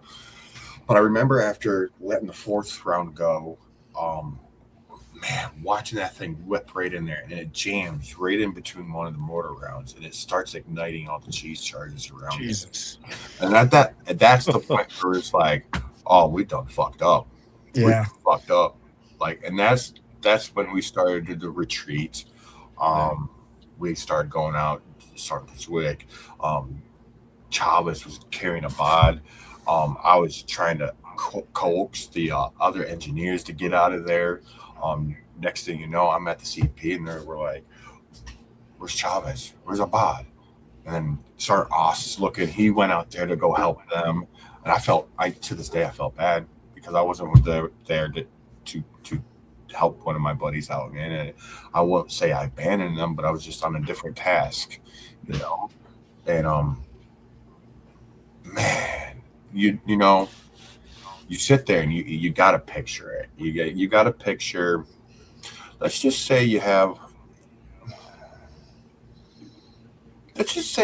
put a bunch of C4 in a rental, a U-Haul rental, and you just open the door and you're flicking matches at it. At some moment, you're just like, if that's going to blow, none of us are surviving. No Taliban, no civilians, no paratroopers, no A&A. It's going to be like Hiroshima. Like, they're going to be like, where did that nuke come from? You know? Because when all that kicked off, it was just, I'm telling you, I don't even know how many rounds we have. It's been so many years, but we had over 100 white phosphorus.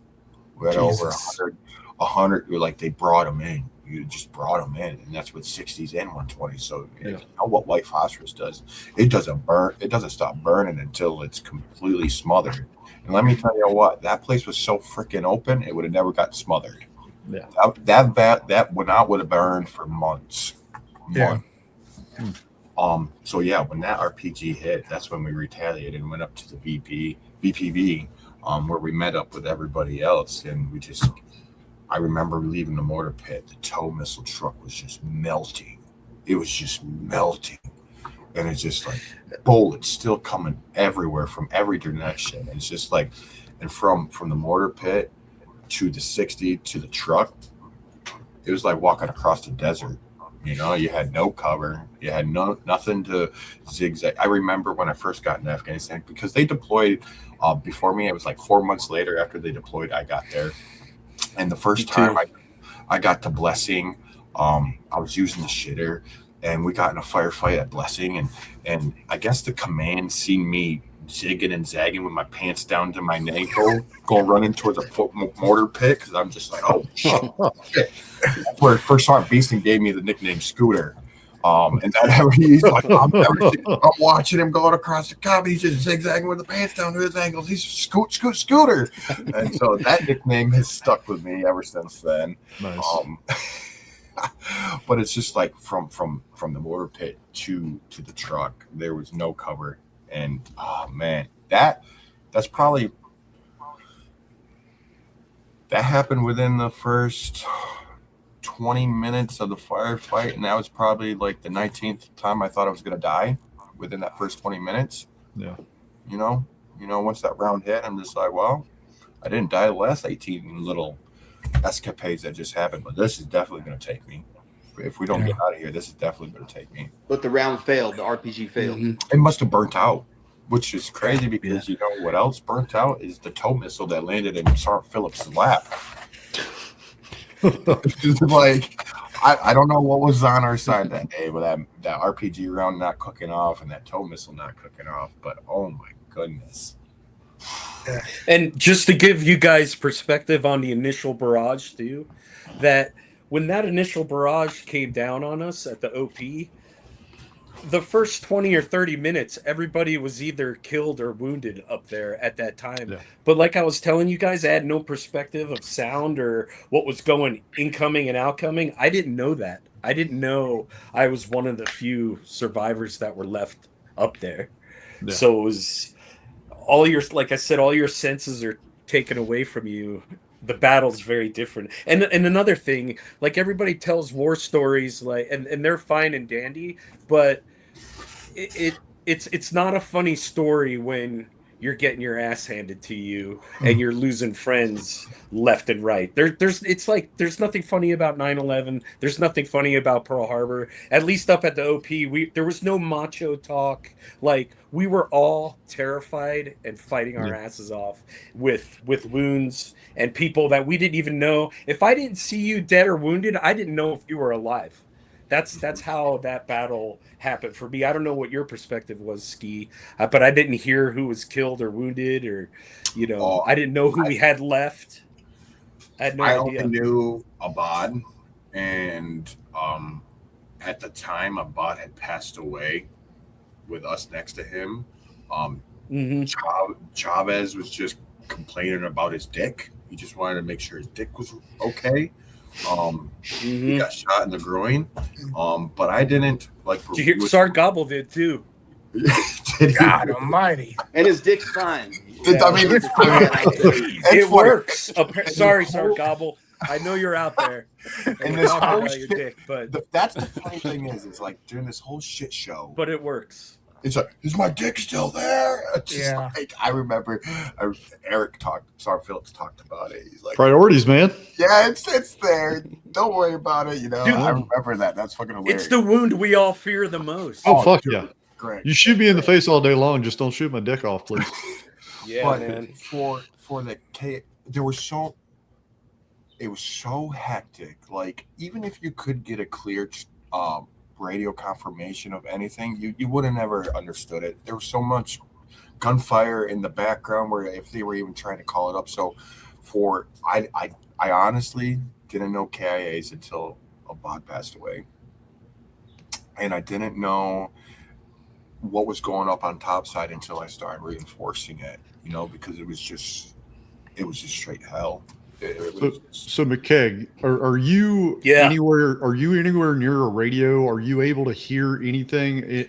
And understand, I got it. You were fighting for your fucking life, and you could, to some point, you could care less what the fuck's going on down there because you're in survival mode and trying to protect your guys that are up there.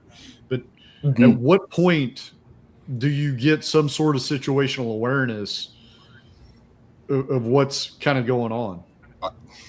I'm just going to give you an approximate, probably about, I'd say an hour and a half to maybe 2 hours into the battle. I really, the weight of what was going on and I just you're climbing over casualties. Yeah. People are screaming. My weapon seized up. Like there is no talking your weapons in a scenario like this. Everybody is cyclic. And what I mean by cyclic, you're pulling that trigger as fast as you possibly can. So weapons were failing. Like our weapons weren't dirty. We were seasoned combat veterans. We did maintenance. Like you didn't have to motivate the lowest guy to clean his weapon in a situation that we were in like that. All your weapons just start overheating. So you're tossing a weapon and grabbing another weapon, and you're grabbing a weapon off of someone that's either dead or wounded. And that's when I really started assessing my situation. And I was like, for your son, Frankie, who was my leader, Pruitt, he was gone. He took off out of we were in the crow's nest. If you want to pull that map up on the OP, it's kind of that half moon shaped. Rainey knew, and all our leaders were phenomenal, by the way. Rainey knew that me and Ayers had it locked down. Like he didn't have to tell us what to do. Rainey had to go to something that was more important to handle. He had to assess this, like you guys said. You can't be a leader like with your nose deep in a machine gun. You need to be assessing the situation and making calls and painting a picture to higher up on what the hell's going on for us. And we knew that. And that's what I believe Rainey was doing before he was killed. Like he was doing what a good leader was supposed to do. And he wasn't giving us sit reps on what's going on. He knew there was a dire fight that we had to fight, and we were busy with that. So yeah, just grabbing weapons. My weapon seized up. I was shooting back, and a bullet went right through my magazine well. And it pierced the hole through my magazine. I couldn't take my magazine out. And I'm like, fuck, the Army did not train me for this. Like, I was like, what do I do? I can't even fight. Once I got the balls to fight back, I can't even fight back with this thing because I think I was able to fire 1 or 2 rounds. Yeah. And I just threw my weapon. I was so pissed off. I'm like, there's no way I'm going to survive this thing. I cannot physically fight back. So I literally was on my hands and knees after Ayers was killed, and I grabbed his weapon, and I was able to fight back. McKaig, you don't have to apologize. A little bit about the documentary. I had already interviewed Gonzalez, Zawick, Gobble, Gilmore, Scantlin. He was very good. But once I got to Krupa and Pitts, when I finally made it to Stenoski, I said, Scott. Scott says, I'll answer any question you want. I said, tell me what happened to Pruitt. And the other 8 before him wouldn't tell me. I said, I want to know. And he told me. Yeah. He said he showed me he told me his condition of his face, how he was shot. Now, I fast remember. forward, I got the autopsy report, so I read it. And then I I was did too. really shocked. Yeah. So I read every autopsy report. yeah. So Stenoski's Scantlin started to tell me, but he broke down. And then Pitts told me a little bit in his interview, and he broke down. And then Scott was the first person to tell me in that documentary the condition of my son. Because I remember. I know what he looked like in the casket, I wanted to know how it happened. And I thank him today for telling me that, because that's what a father wants to know. Yeah. What was he Yeah, thinking? if you want to What was he know, doing? You want to know. I'm willing to say. It makes me very uncomfortable, but it was at least what I could not recognize your son, except from his build. Like, he was solid. He was a big boy. He worked out all the time. Dude, big boy. I saw his body, and I looked at his name tag, and I saw his jaw was, yeah. And that's the only way I knew it was. That's when I knew my team leader was gone. Is when I saw him laying there. Sorry. No, you're good, man. Yeah, it was just, and here's the thing on this too. Like, I have a problem with like people need to know. People need to know war. Like, they just don't need to know, like, yeah, war's bad. Like, people need to know that there's Gold Star family members. Like, they're hurting more than I'll ever hurt. Like, we all get the credit because we fought so hard and we did wonderful things in a bad situation. But what about the Gold Star family members? Like, Yeah. I met them. I met Frankie. I met Carlene. Bogar's was my best friend up at the OP. That's the military doesn't prepare you for that either, and I think the military would do very well in having some sort of program where Gold Star members would want to meet soldiers, because it's very healing for both of us to meet each other. And they lost someone, and they maybe I still have my parents, but they lost a son, and maybe they could like adopt me, or adopt a soldier that was with their son, so they could deal with the grief of losing a loved one. We get way too much credit in my opinion, than the Gold Star family members. And I don't think they should be forgotten. They really need to be recognized, that they had sons or daughters as heroes, and there needs to be some sort of emphasis on that, or have a program where we can meet the families so we can heal together. And I don't think there's anything like that out there. And I think there should be something like that out there, because it did me wonders. I drove past Carlene's house. She lives up in Washington, or she used to live up in Washington. I drove past her place. She knew I was coming. And Bogar, her son, was my best friend. I drove past. She lived in a gated community. I drove past her house because I just didn't have the balls to see her like 12 or 14 times, until I finally just got fed up, because I live in Oregon. I lived close to her. I finally just cranked my wheel, and I just hit the speaker, and I was just like, and I heard her voice, and just a calmness came over me. I was a tormented soul. I still am.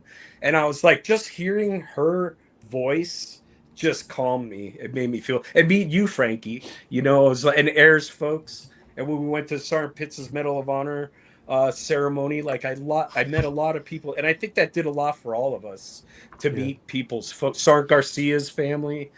It was very healing, and I think we need to talk about that a lot more too in our future and future wars. Like, we need to do that. But that's sorry, that was a rant. That is where I came up with my theory on veterans PTSD and the closure that they need. Normal civilians have the calling hours, and you got all these events happening after a death where soldiers do not. I remember getting back to Blessing and all those hooches being empty. Am I right, McKaig? Like they just disappeared. Like they removed all their stuff and just they were just like never they existed. So when I told Frankie of what I experienced with his son, I seen that closure, the essence of closure come out from his chest, you know? And that is why I said what I said, that we need closure. And in the Medal of Honor thing, you know, Leslie Garcia, you know, she was the toughest. I remember sitting at Jesus. The oh, Yeah, and she was tough for me too, man. It still hurts me because I follow her on Instagram and she's just every day at Israel's grave. She loved him. Every day. She loved him deeply. But guys, it's a perfect example, even with Leslie, because nobody told her. The Army didn't tell her. No. It was you guys at Yeah. Scantlin. I was there with Scantlin. Leslie, for when everybody. he told her. That helped her. It helped me. And going around all these soldiers with this documentary, that's why we made this. I need Leslie. closure. For everybody, Leslie Garcia is Sergeant Garcia's wife. And she was very, very deeply in love with this man. And vice versa, Ski. He was very deeply in love with her. It was just a wonderful relationship. And I mean, everybody took it hard, but she really wanted to know the truth. She really wanted to know details. And I didn't have the heart, and I wasn't in a good mental place in that time when she flew to Italy. She flew to Italy, Ski. I don't know if you remember or you were there. I do. But she got in our face and asked all of us questions, and I was just like, I can't, because I mean everybody knows how Sergeant Garcia. That was what made it hard. That was, and this is like getting into X-rated, and I know we're not going to get into that, but some people just it was terrible, and but it still bridges that gap. His radio was on, right? Yes, from what I was told, I didn't witness it. He was laying on his hand mic, and he didn't pass right away. It took a long time. Yeah, and apparently it went over the net as he was passing, and I believe the platoon or leadership. Scott witnessed that. Sorry to bring that up, Scott, but I know you did. We talked about it. Sorry, Ski. Yeah, that's what made it so hard, because I wasn't there for his last breaths, but I was there for his maybe 4 breaths before his last, you know, and and it was just he was so.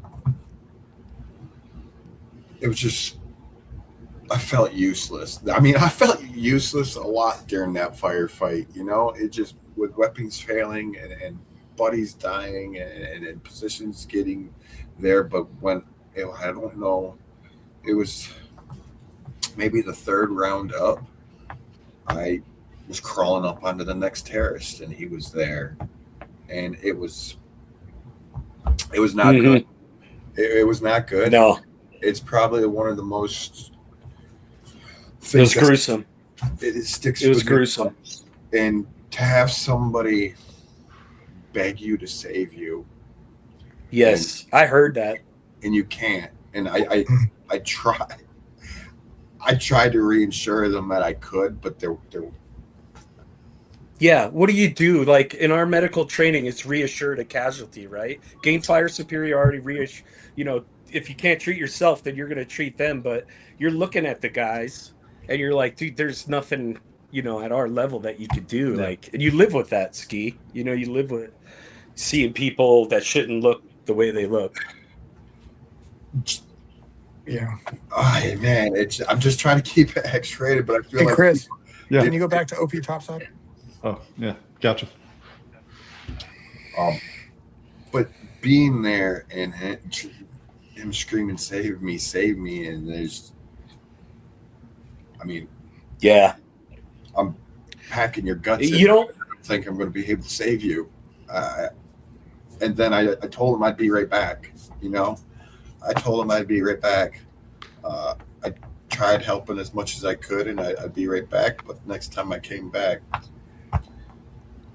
Was Scantlin there Yes. at that time? Was Scantlin trying to treat Sark Garcia?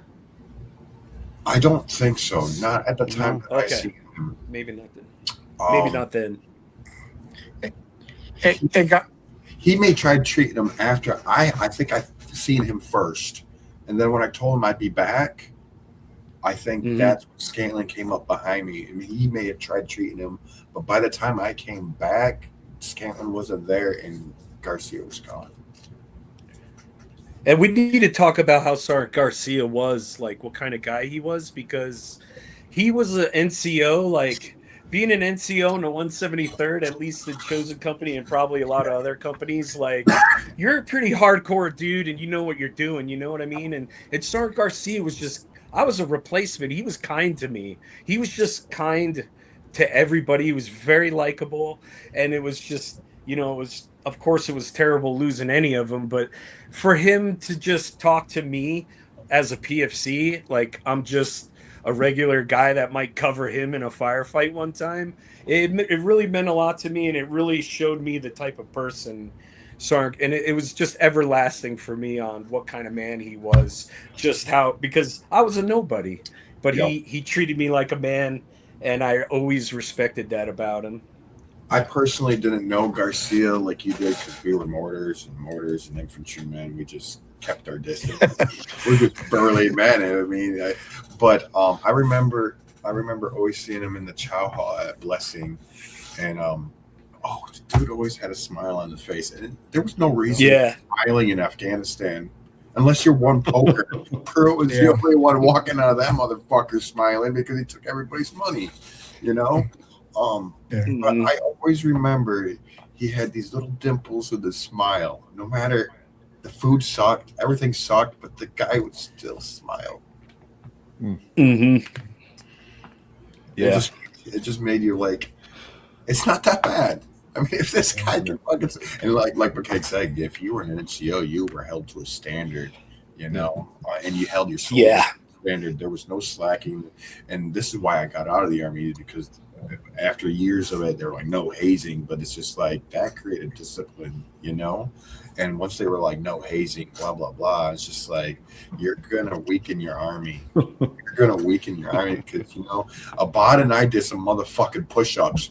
We did some motherfucking push-ups like no other, and Mm-hmm. it just Hey. he always had a smile. McKaig, I just pulled this up real quick. I just want to. Yeah, we're up at topside again. Yeah, just sorry to bring it up again. No, it's okay. Everybody that's in this picture was either, for reference for our viewers, everybody that's in this picture was either killed or wounded, right? Yeah. Do you want me to name who was killed? Yeah, if you can, please. I hate to do that. I'm just trying to give It's okay. an idea. It's okay. Zwilling was killed. Sarpitz was, everybody knows his story. He's a Medal of Honor recipient. He was wounded, severely wounded. Stafford was severely wounded. Rainey was killed. I was wounded. Ayers was killed right next to me. Sark Gobble was wounded. Bogar was killed. And Phillips was killed. And, that's how that was up there. And Brostrom and Hovader were killed up there. Yeah, right. Yeah. 8 of the 9. If you guys see the longest row of sandbags, which would be furthest to the left of the screen, which would be west, almost By like Phillips. northwest, by Phillips, yeah. Yep. From what I understand, I never saw Lieutenant Brostrom or Hovader. I heard an American voice when they came. I think they were the first wave to come help us.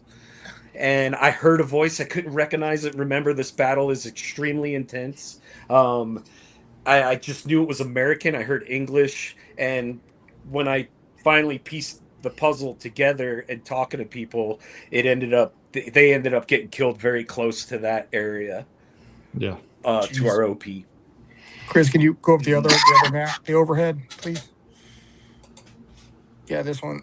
For the LT, I guess when I was watching 11 Days in a Wake Up, they said his route that he took were like, we were surprised he went to, did he go through the hotel to get to OP topside? Like is that what was kind of said, or like, he can't believe he made it through that, right? Yeah, he So, picked a route that was not preferred. Let's just yeah, say that's, that. Him and Ovator. From what I understand, if you look at the same row where the arrow or the line is where the bazaar is, way south, that long row, it looks like he might have took where that building meets at the top of that row. He ran in between the hotel and that motel area to our OP. So he moved from basically left to right to our OP, which was, we had insurgents all in that hotel Bondi area, and we also had them, 360 degrees around us, but they were very close in that hotel area. So I don't even know how he made it up to us. Like how I don't know if they just missed him, or him and Hovader, they were really good shape. I don't know if they were just smoking on up there, but I imagine they weren't taking their time, but Oh no. they didn't get him when he got to the top of us. I from the VPB, I had went to topside through at the end of the bazaar between the hotel and the bazaar. There was like a 4 or 5 foot gap from right there. That's the route that I took. But as soon as I got past the bazaar, I didn't know where the fuck I was. You know, it was pretty open. Yeah. Yep, you pretty much followed the screams. jeez. That's co-located everybody through the screams and the yelling. That's crazy. It makes you wonder how the enemy got into that hotel and mosque and bazaar area. They must have had. I've lost so much sleep about that.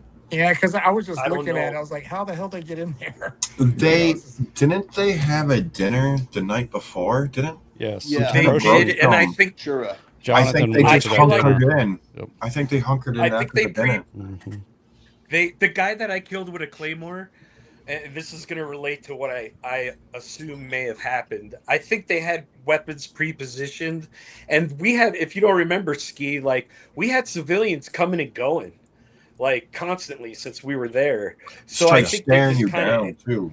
yeah, they didn't, like, it wasn't obvious, like they didn't have a like we would have shot them, if we saw them with a weapon. But I think they pre-posed the weapons, and they came in, they filtered in gradually, not like 10 at a time, 20, like onesie twosies. As people were leaving and coming in, they kind of just started filtering in a little bit, and then I think that's how they got in there. I don't know. That's just my assumption. How many AMP was in that station? Wasn't it only like 5 AMP? The commander and 4 guys.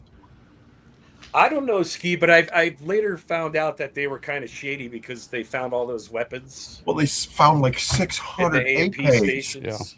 Like, why does Which is AMP... Afghan National Police for people. And a lot of them were American weapons. Crazy. Yeah, you had shotguns, American-made shotguns. You had AKs. You had I have pictures of them. Oh, I do too. And it's just like that AMP station that has, I don't know how many. It's 5 and under. I don't know exactly how many. But you're telling me they're stockpiling like a whole arsenal? Like, I'm talking, oh my goodness, hundreds. And for those of you who may not know, Kaler was named after Sergeant Kaler, who was killed in a friendly fire incident from the AMP, from the Afghan National Army. Oh, it was on the Army. It was January 26, 2007.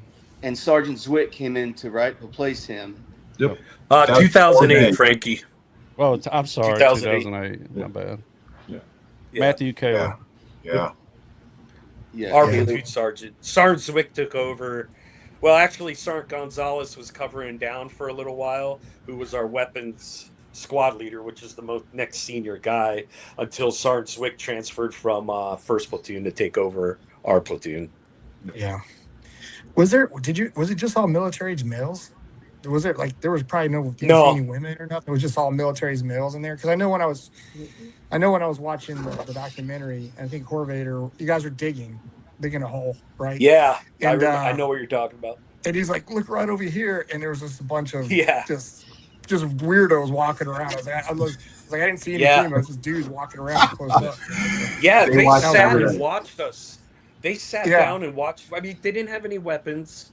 Like, we tried to shoo them off a couple times. Like, what are you gonna do? Like, this is their country. They live there. Like, they're not a threat supposedly to us. So, but we knew what they were doing. They were watching us. They were sizing us up. Yep. We had a feeling we knew what the hell was going on. Like, but whether you could do something about it, that's a whole nother thing. We have ROE, rules of engagement. You know, we're a lawful abiding army. So it's like, you know, we have rules to go by, and they didn't meet the criteria. But yes, there were middle-aged or male fighting age males. A lot of them that day, but prior it was just like any other village. There was children, there was women, men, elderly people. Like, it was just another day in Afghanistan until that morning. Gosh. Hmm. What was the I guess the time frame from first shot to the end? Do you guys say? I how believe long? it was 4.5 hours. I didn't have a stopwatch. No, I know. I'm just asking. No, I think no. With everything that I read, and from what everybody I've talked to after the battle ski, I believe it was about a 4.5 hour battle. It By the fucking time we felt got like everybody eternity, out of though. there, yeah, oh yeah, Yeah. yeah, know, 4.5. And the only reason why I know that is because I was one of the last. I was one of the least severe wounded, so I was on one of the last, and I wanted to stay. And I basically got told to shut the hell up and get on the bird. So I got out of there. Yeah. And that's how I knew it was roughly around 4.5 hours, because people started talking when the rounds stopped flying as much. Mm-hmm. Yeah. And you know what's crazy is it's like you think about 4.5 hours, and it's like when we were initially planning for Wanat, like we were like, screw the food, pack ammo. And I packed a lot of fucking ammo. You know, I packed Me a lot too. of ammo. And just to think about these dudes unloaded for 4 straight hours. Yeah. Like, where did they get their ammo? Like, it's just I don't know, man. Holy crap. It was just it's a lot of resources. I mean, we had done, it was we've done a lot of impressive. missions where we would get out weapons caches and all that, but man, to nonstop for 4 straight hours, that is a lot of munitions to go through. They had a year to bring it in. Yeah. Yeah. I'll tell you, I'm not one to give Fuck. I'm not one to give our enemy. Yeah, I'm not one to give our enemy credit, because I hate those. I still fucking hate them.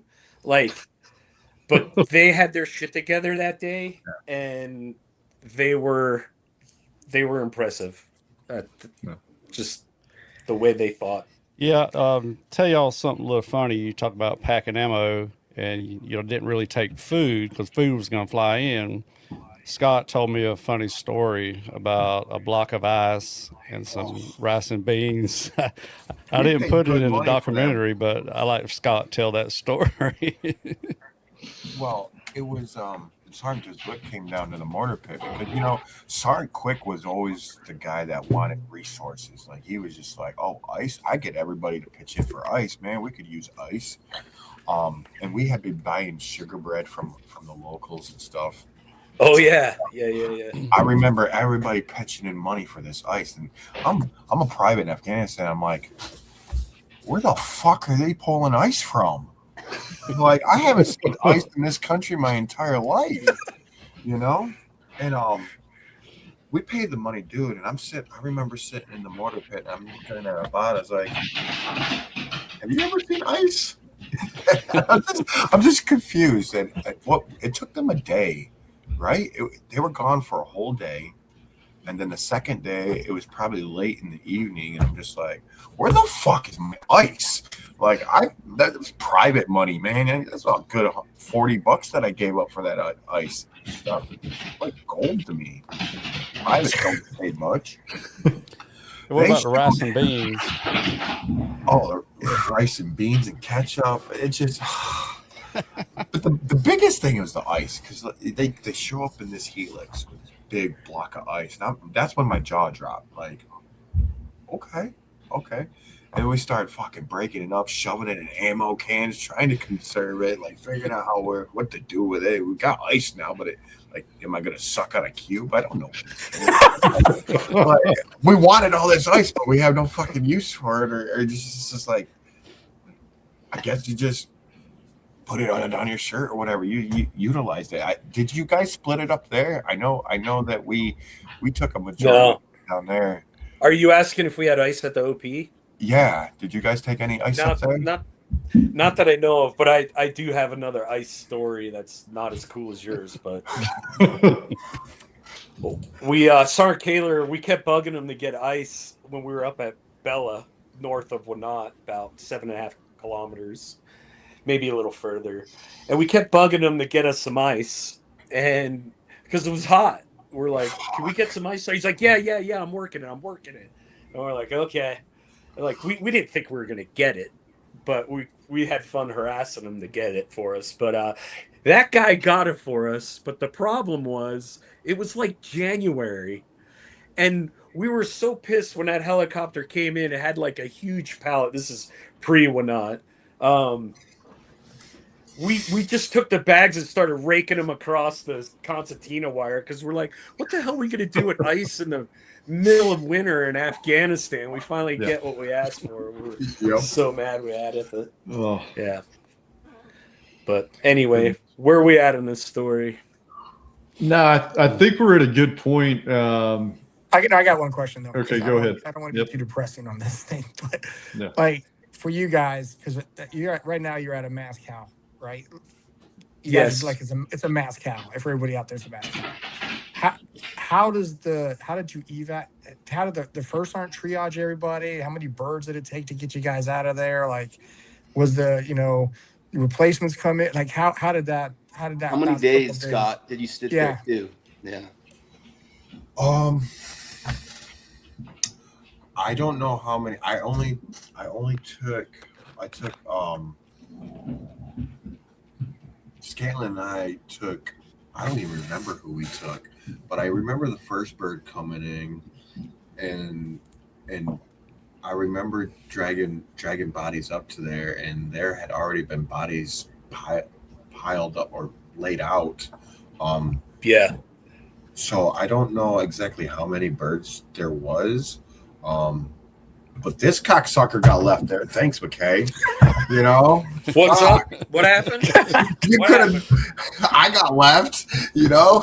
Yeah, you did. It was 4 days. 4 days to wait for upper echelon to tell us what they were going to do. And, that's 4 days where all our resources are expended. And I don't know if it was that day or that morning the leadership had flown out. And I remember some major giving me his rifle. And he's like, "Here, son, you can use this." And I'm like, thanks. Awesome. Thanks, sir. And Appreciate it. And they were assessing the situation, and then I remember them leaving, and I remember them sitting there, and I shit you not, I don't think it was more than, so I had to been the first medevac out.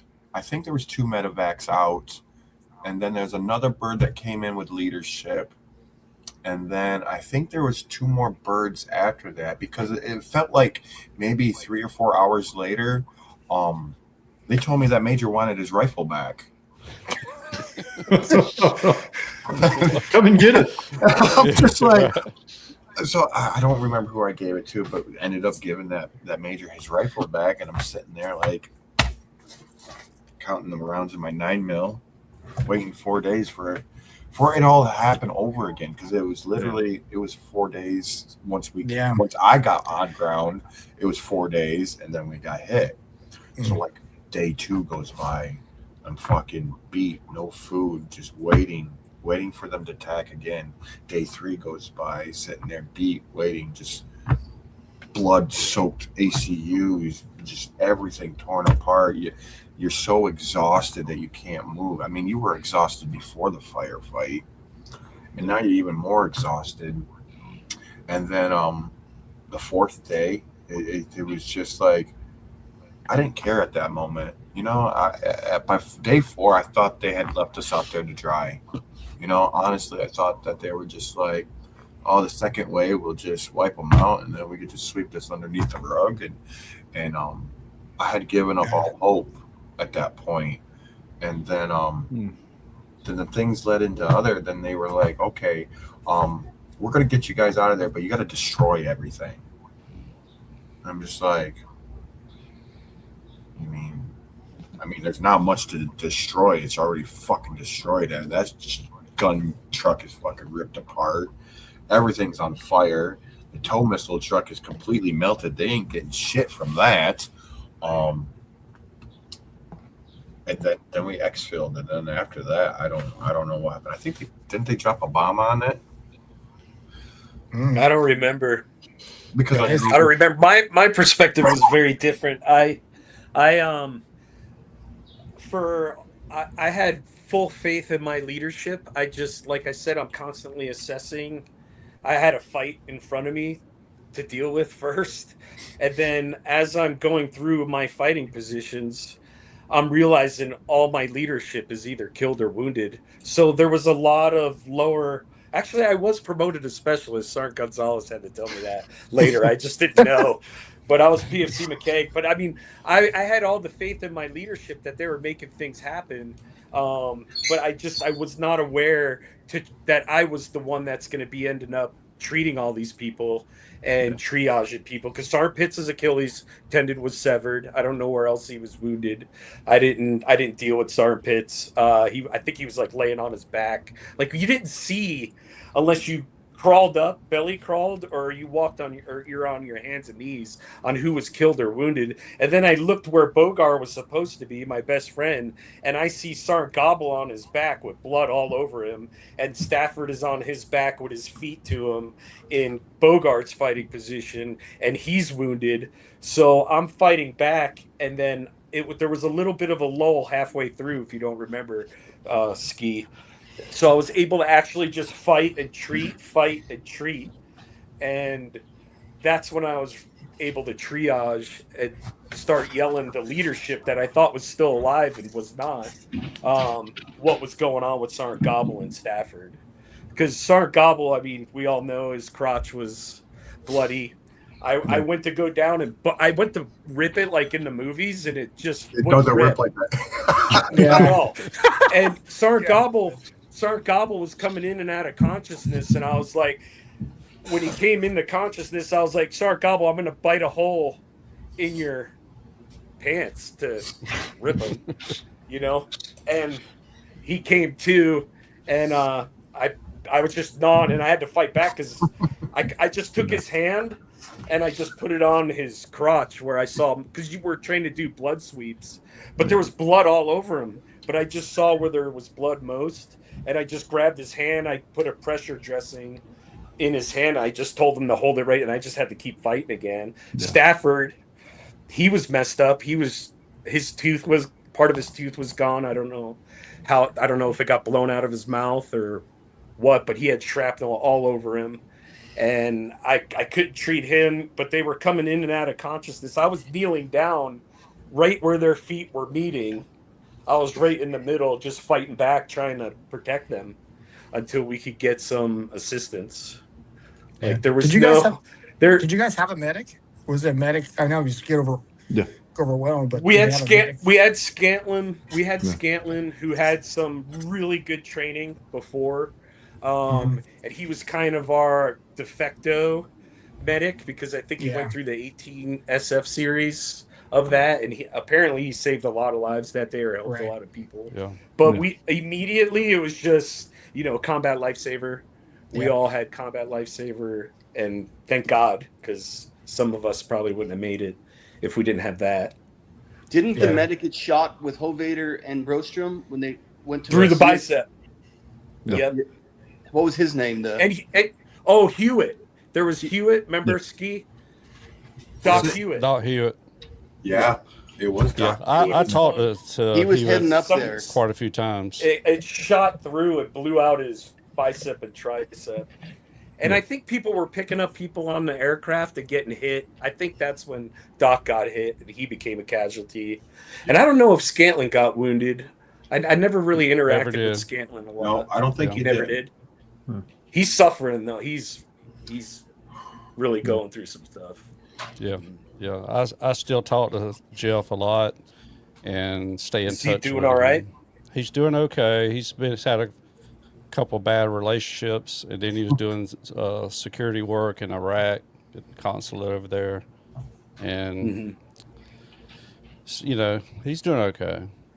He still calls. Come back, okay. After the post of sitting for that, there was one day I did feel safe. Is when they brought out those Afghan commandos. I tell you what, that night, oh my goodness, that was the only night. I think it was night two post waiting for their decision. Night 2, these Afghan commandos come in there, and I'm like, I'm a private, I don't know who the hell they are, and they're like, oh, they're here to clean up. And I was like, what do you mean clean up? And I remember that was probably the only night I got the best sleep, because I fell asleep listening to the screams and gunfire go ring throughout the valley. Those motherfuckers went through there and waxed everybody. And then they came back in all the wounded. I don't know what they did. They disappeared into the night. You hear gunfire screams. It was just endless. And then next morning they're just covered in blood, and they come back, sit down, and open up our MREs and start eating. So Jerry and I know those guys from our last deployment to Afghanistan. They served on the base that I was in charge of, that Jerry and I ran down in Helmand Province. NSU, I think 02 was the one that we interacted the most with. But yeah, you don't fuck with those guys. Nope, that was the first night I had the best sleep of my life, even though it's to gunfire and screams. But I knew, dude, Ski. They had a lot of the 101st Pathfinders came. Don't forget, 1st Platoon rolled up. Just 1st Platoon rolled up. Yep. They came first, and then I think Battle Company sent in an asset to us before I even flew out. And that 101st, and then our SF guys were supposed there after I flew out. So we had a lot of assets before I flew out. After the fact. Yeah. Did you guys have to reoccupy Did you have to reoccupy the OP? Or I think they did. I think they did, Jerry. I wasn't. They flew me out after all the gunfire was over, and it was safe for more aircraft to come in. I couldn't imagine that. I couldn't imagine that, man. Gosh. Yeah. So unless y'all got any other stories, by all means, please do. If not, go ahead. So we did the initiating of the fire. So Ayers gets hit. He's on the machine gun at the OP, and we call it the crow's nest on your diagram. It's the half moon shaped sandbag. Right there. So just to give the audience an idea of what we were going through up there and how these guys fought, and how good these bad guys fought. They were pouring it on us so much. They started assaulting us, just straight at us. They were coming from the left side of us in that deep ravine. They threw, I thought there was 10 or 12 objects coming towards my position. And in my mind, I'm saying those are hand grenades. Grenades. This is how smart they were. No, they were mixed with hand grenades and rocks. And I yelled hand grenades. I'm like, grenades coming in, screaming. And then I screwed up because only 4 or 3 rocks landed in my position. No hand grenades landed in my position. Mind you, I'm fighting still. But I'm getting cover because I see this wave of what I thought were hand grenades. A couple rocks land in my position, and I yell, they're just rocks, so we can keep fighting. And all of a sudden, just 1 or 2 explosions went off, or 3. I don't remember. But there was a couple explosions just to tell you how smart they were. they fooled us. Like there was nothing, we could do against that. We didn't have overhead cover. We had a lone tree in our position that Ski spoke of. It's right next to Sergeant Gobbles. They realized they couldn't kill all of us. I don't know how many they thought we were still good to fight in there. So they started shooting RPGs in that lone tree that's right next to Sergeant Gobble. They were air bursting their RPGs over us. And I remember trying to fight, and I could not get under my helmet because my helmet was just getting pelted what I thought was shrapnel. But after the battle, I looked at my helmet, and it was just there was barely any shrapnel. I think it was just branches from the thing. But I just thought how smart they were to just feint or just try to fool us with hand grenades and rocks. Like you're making a go for one of it, it's just a rock, and then the grenade over here explodes on you. Well, I'm happy that But I got was tossed. What's that? I'm happy you got the smart ones, because we got the dumb ones that were climbing the trees because they thought the Hescos were filled. So, in all reality, they could have just shot us all, mowed us down in the mortar pit. They could have just waxed us all. But they're climbing up in the trees, and we're just like, I remember. I don't know, but I know. Sergeant Phillips talked about the rocket launcher, and it's funny because we're in a group chat, and we had mentioned it, and I do believe Sergeant Quick stole that and shot that rocket launcher that Gilmore had brought. But they were climbing up the trees to shoot up into the mortar pit, and then you just plucking them out. It was like the old duck shoot game, Yeah, Duck Hunter. Duck Hunter, that's what it felt like. And then, but I know I shot him. You could see him fall out of the tree. I know the guy that came up on the left side of the mortar pit with a grenade. I know I dropped him. Couldn't find the body afterwards, though. But they were not so smart on our end. If they were a lot smarter, I probably wouldn't be talking here today. But man, the creativity, I heard that. Some rocks, some grenades. That's just blows my mind. Oh yeah, dude. They were smart, man. They were smart. And we had so many hand grenades up there, and not some fake war story. Like I literally was throwing hand grenade after hand grenade in that deep ravine on the top of the screen.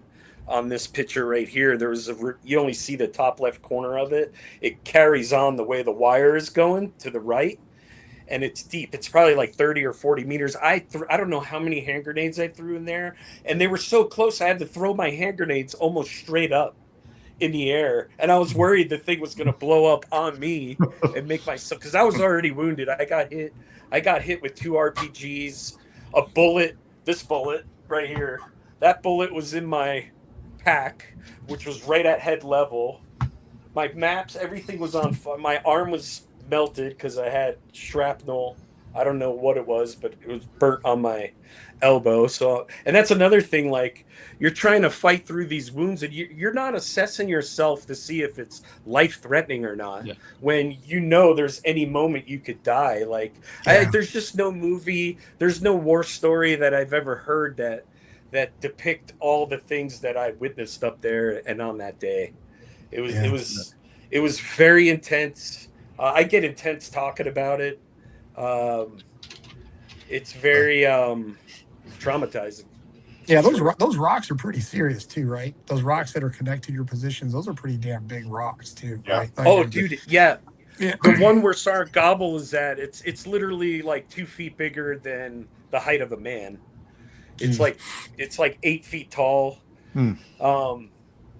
So the boulders that we tied into when they picked the OP, I think that was part of the decision-making process. It would be less sandbags. We'd be more efficient. It's natural cover.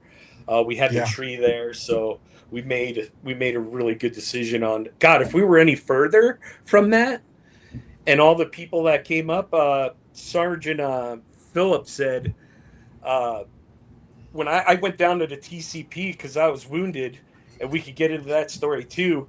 But because some people thought I left them with, Sergeant Pitts is like, "Did you leave me? We were in Italy, ski." He's like, "Did you leave me up there?" I'm like, "Yes, Sergeant," because we all got surgeries, and he was thinking like he was trying to clarify like, "Did you abandon us?" Like Mm-hmm. retreat. And I was like, "Oh," because he sat me down. We were sitting on the curb in Italy. And Sergeant Pitts, if you're out there, I don't know if you remember this, but he was like, "Did you leave?" And I said, "Yeah, I left, Sergeant."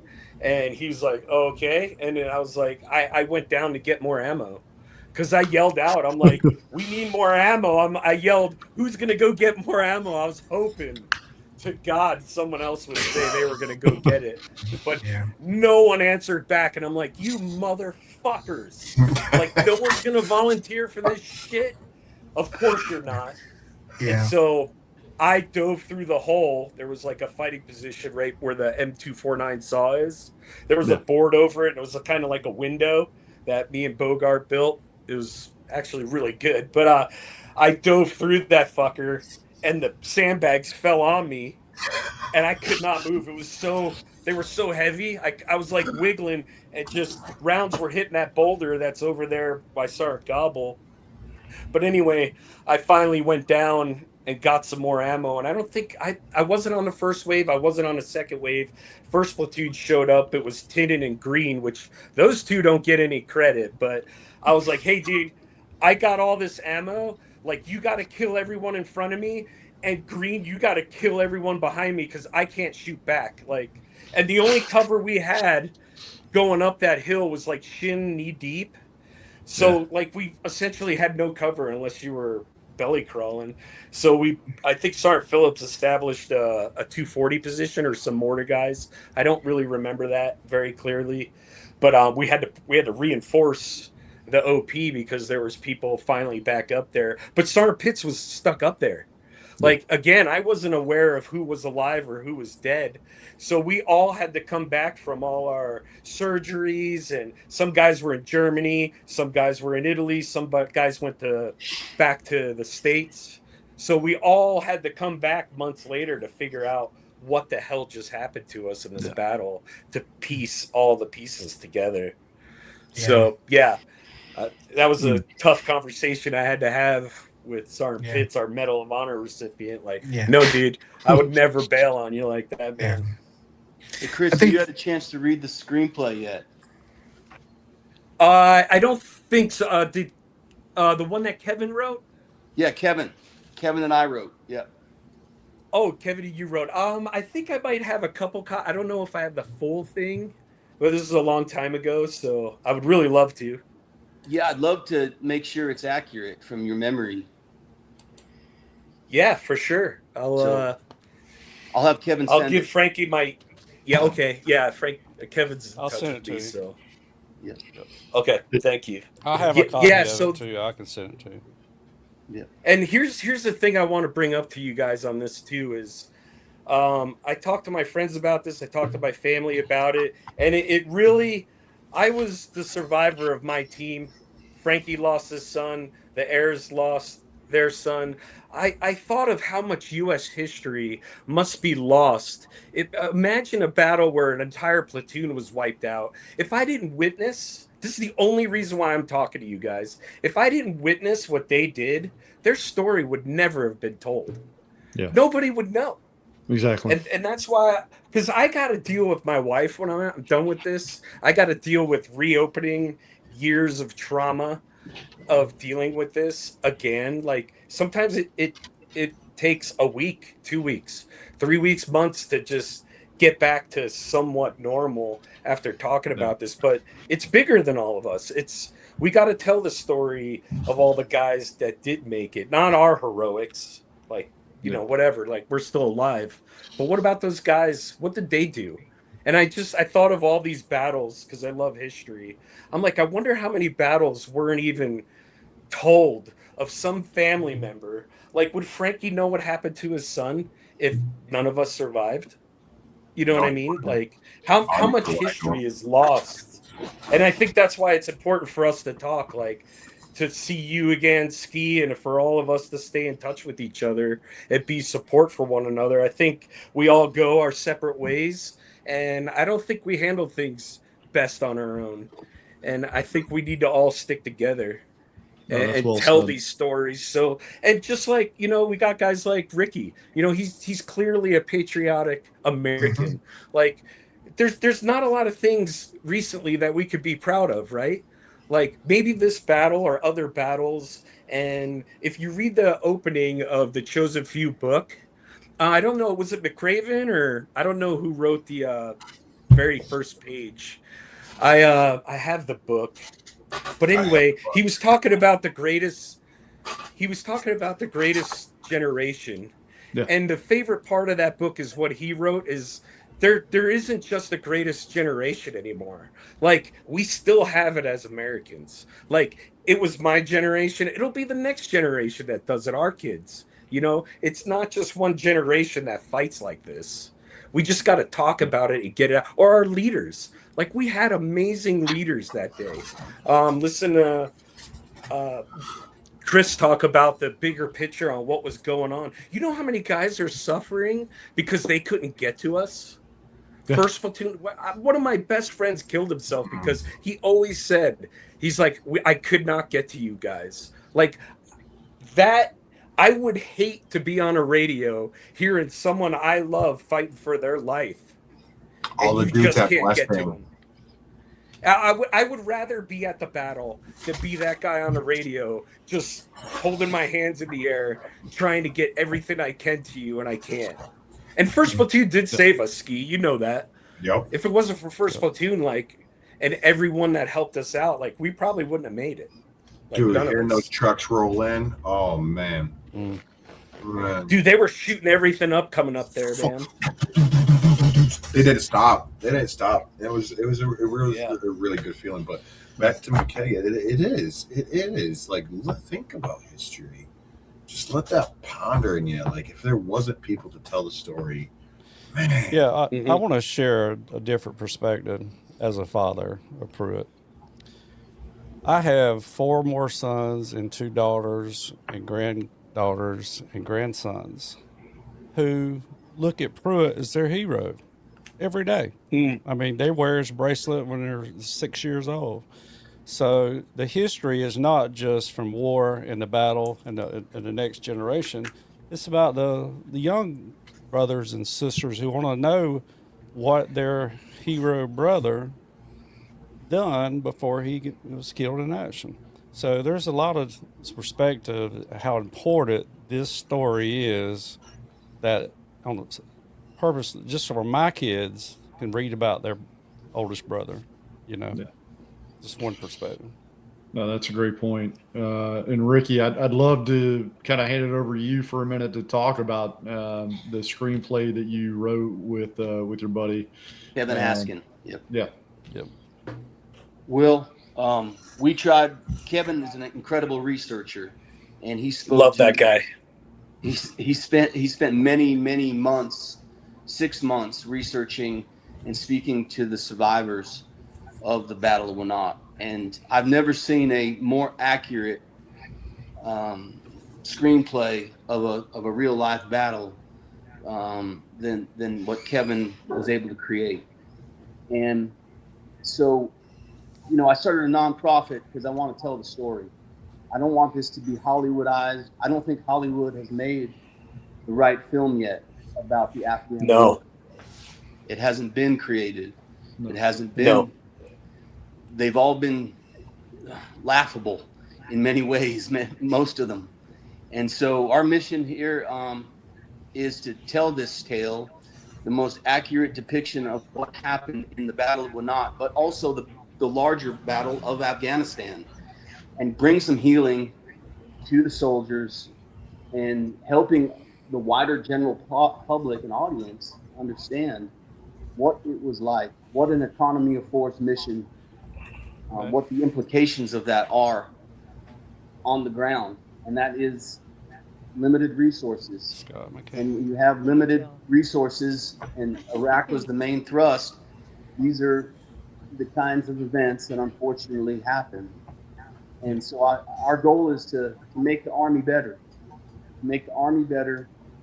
and help the soldiers heal, and so that they could watch this movie and they could say, yeah, that's right. It's And what it looked like. that's been my purpose too, because Ricky called me out of the blue one day after watching the documentary. He said, "You know, I want to meet you. We're gonna make a movie." I was like, "Okay, let's see what happens." Dude knocked on my door like the next day. He said, "Okay, I'm in Georgia." I said, "All right." So um, I have nothing but pure confidence and love for Ricky Schroder. He has been part of this healing process for all of us. I don't know if he knows that or not, but he has for me because I fully trust him with the story because he understands it. He knows it. Well, thank you, Frankie. You know, I was privileged because of certain people in the Pentagon to go there and spend, um, 130 days in Afghanistan, or a little more than that, and got to experience what combat was. I got to see different parts of the country, and I don't want us to make the same mistake that we made with America's longest war again. And I feel like telling the story will help us ensure that we don't repeat the same mistakes. We don't repeat the same events. Um, we can't ask our Army to do so much sometimes with not enough resources. And we can't, in my opinion, this is all my opinion, endeavor on this nation building exercises in faraway lands that are 9,000 miles away, that don't understand our culture, don't understand democracy, that it's never worked.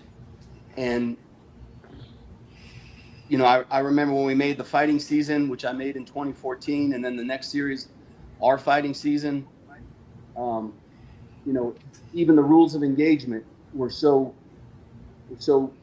bizarre. You knew the guy was a Taliban. You saw him with a prestige weapon.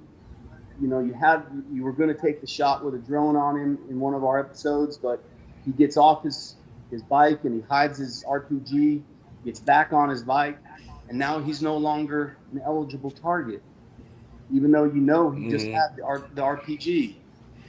And so these politicians that are lawyers that are running some of this rules of engagement, they're holding the hands.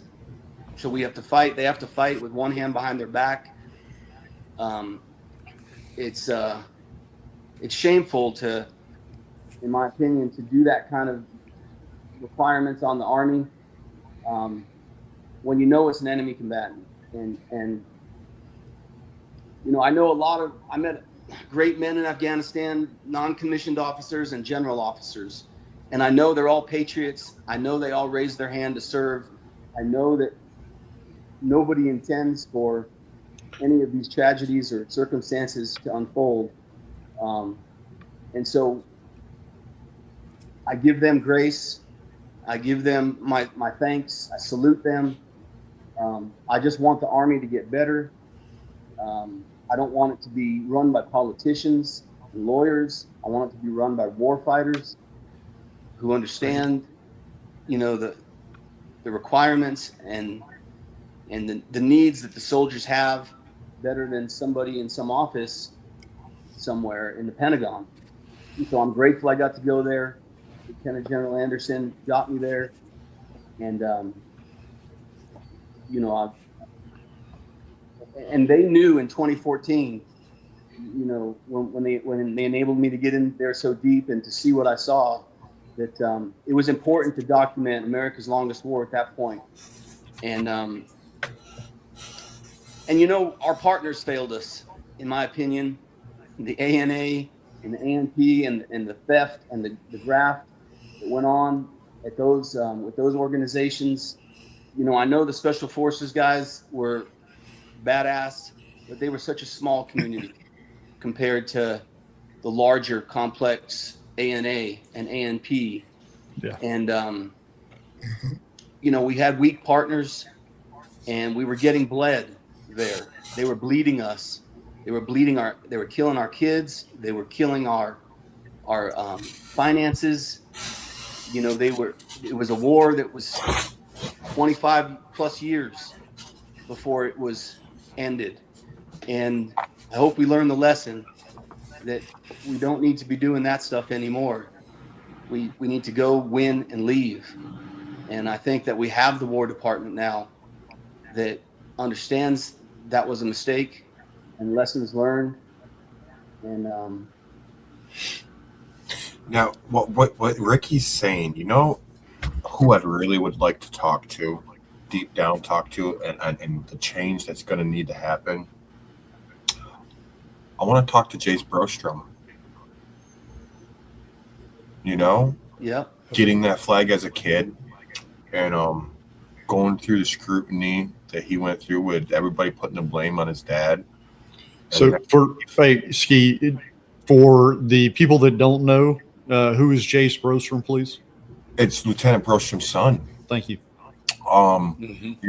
He was at a young age when he experienced all of this, and if you've watched 11 Days in a Wake Up, it's probably one of the top 10 tear jerkers in that documentary. Yeah. Where Chase is getting the flag, and what would you want to say to your dad? Fucking creates nightmares in my head.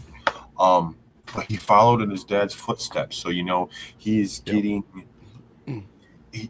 seeing and experiencing that, getting the scrutinization that his dad made the decisions. And we don't want to get into politics, but just I know my son, he tells everybody at school, my dad's a fucking hero.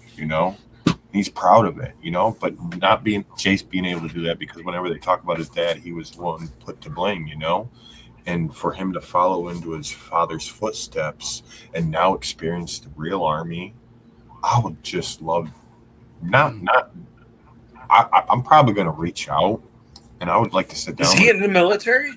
Hey, let me comment on it. I communicate with Jace and Colonel Brostrom a lot, and I flew up less than a year ago to Kentucky and met Dave Brostrom up there to Jace's graduation. And I got to tell you guys, this kid has got his head on his shoulders.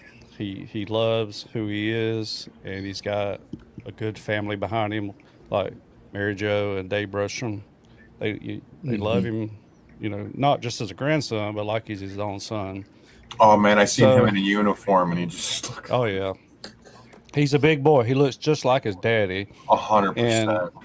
And I want to tell y'all this: tomorrow's July 13th. Y'all know what day it is, and me and Scott's got a little ritual what we do, and I just want to recognize, the heroes that did give it all, like Abad and Israel Garcia and Jonathan Brostrom, Ayers, Phillips, Bogar with Carlene's mom, Kurt Zewilling, son, and obviously Hovader. These guys and my son Pruitt, but they gave it all, and that's what tomorrow is about to me. And speaking of Jace Brostrom, Scott, is a very, very good thing to talk about. I just sent a portrait to Dave Brostrom that he got on Saturday, Friday. If you see the portrait behind me here of Pruitt, screen went out.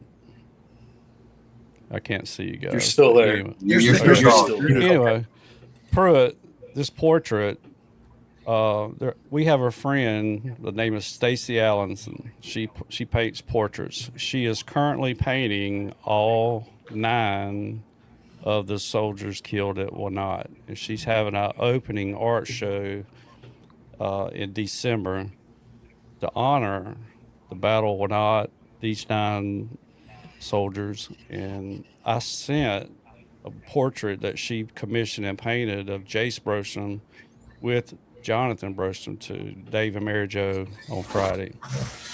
And going forward, I'm going to connect these other portraits with the Gold Star families so they all can have that portrait of their son, that were all killed July 13th, 2008. Wonderful.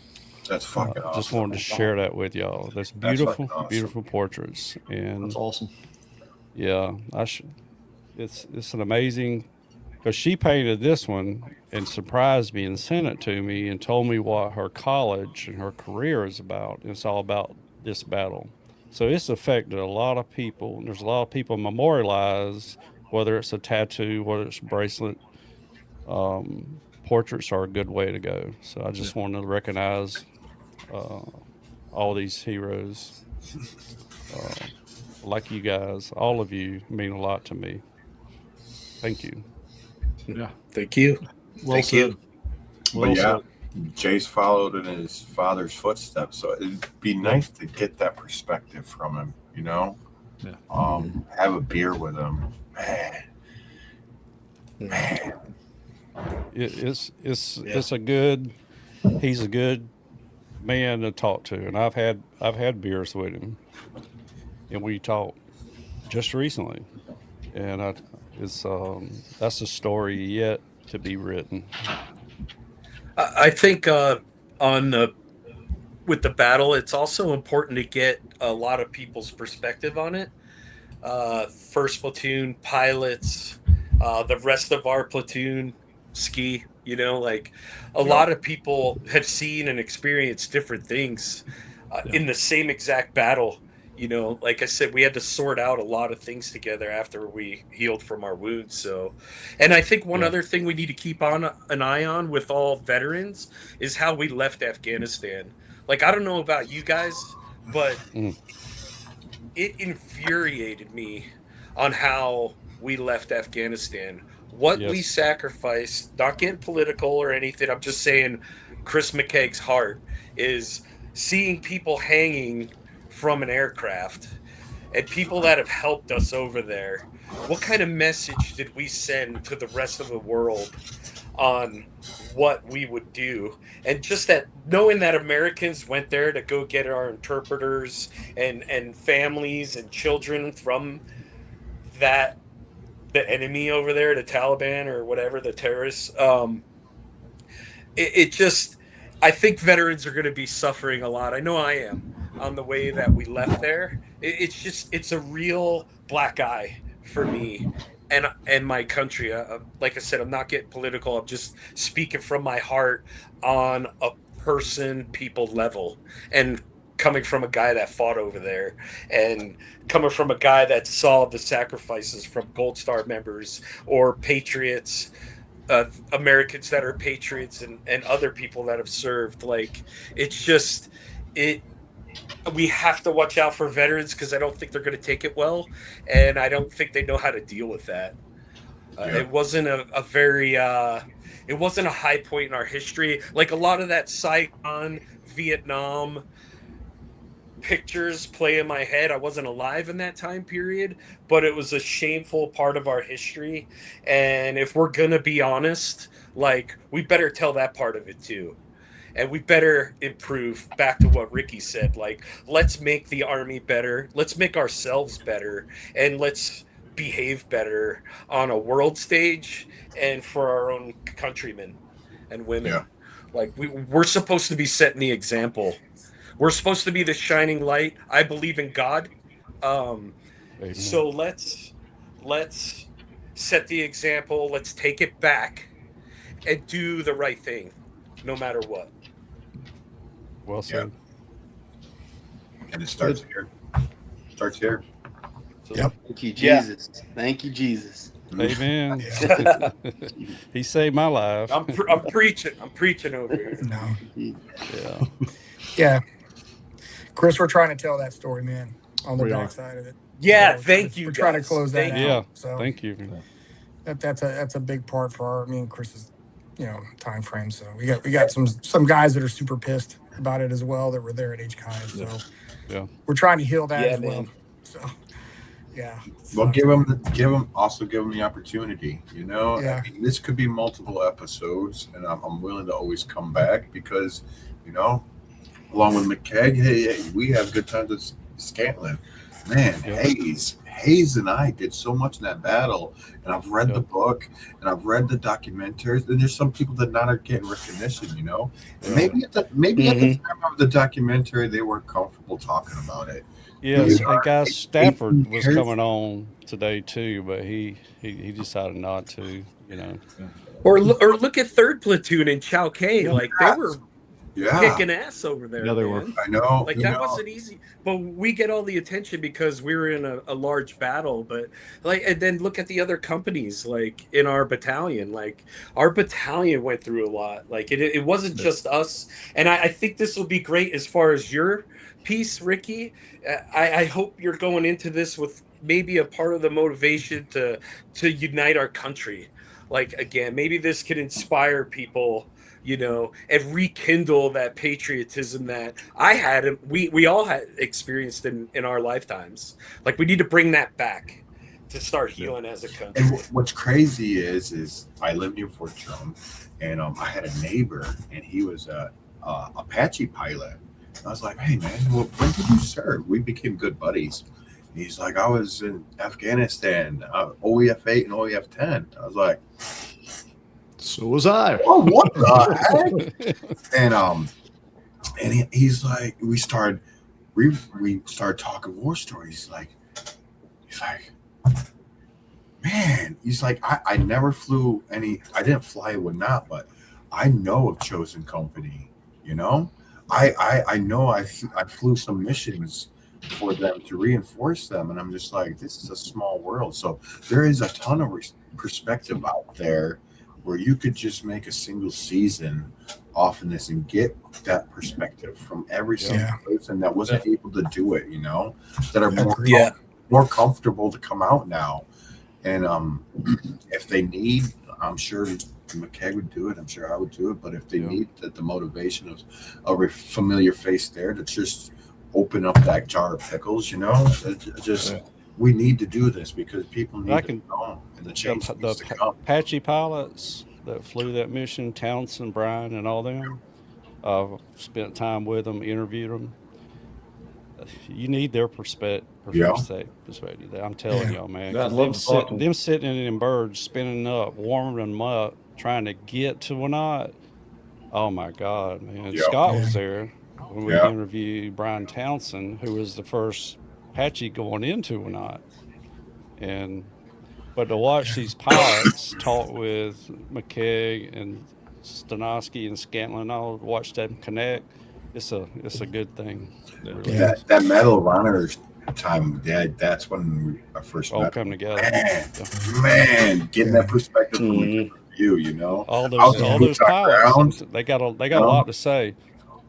They do. Yeah. So one of the things Jerry and I are doing is I'm still working with Eric because Eric and I go pretty far back too, right? Phillips, that is I think has he reached out to you, Ski? Yeah, we have a group chat, so all our mortars are still. Yeah.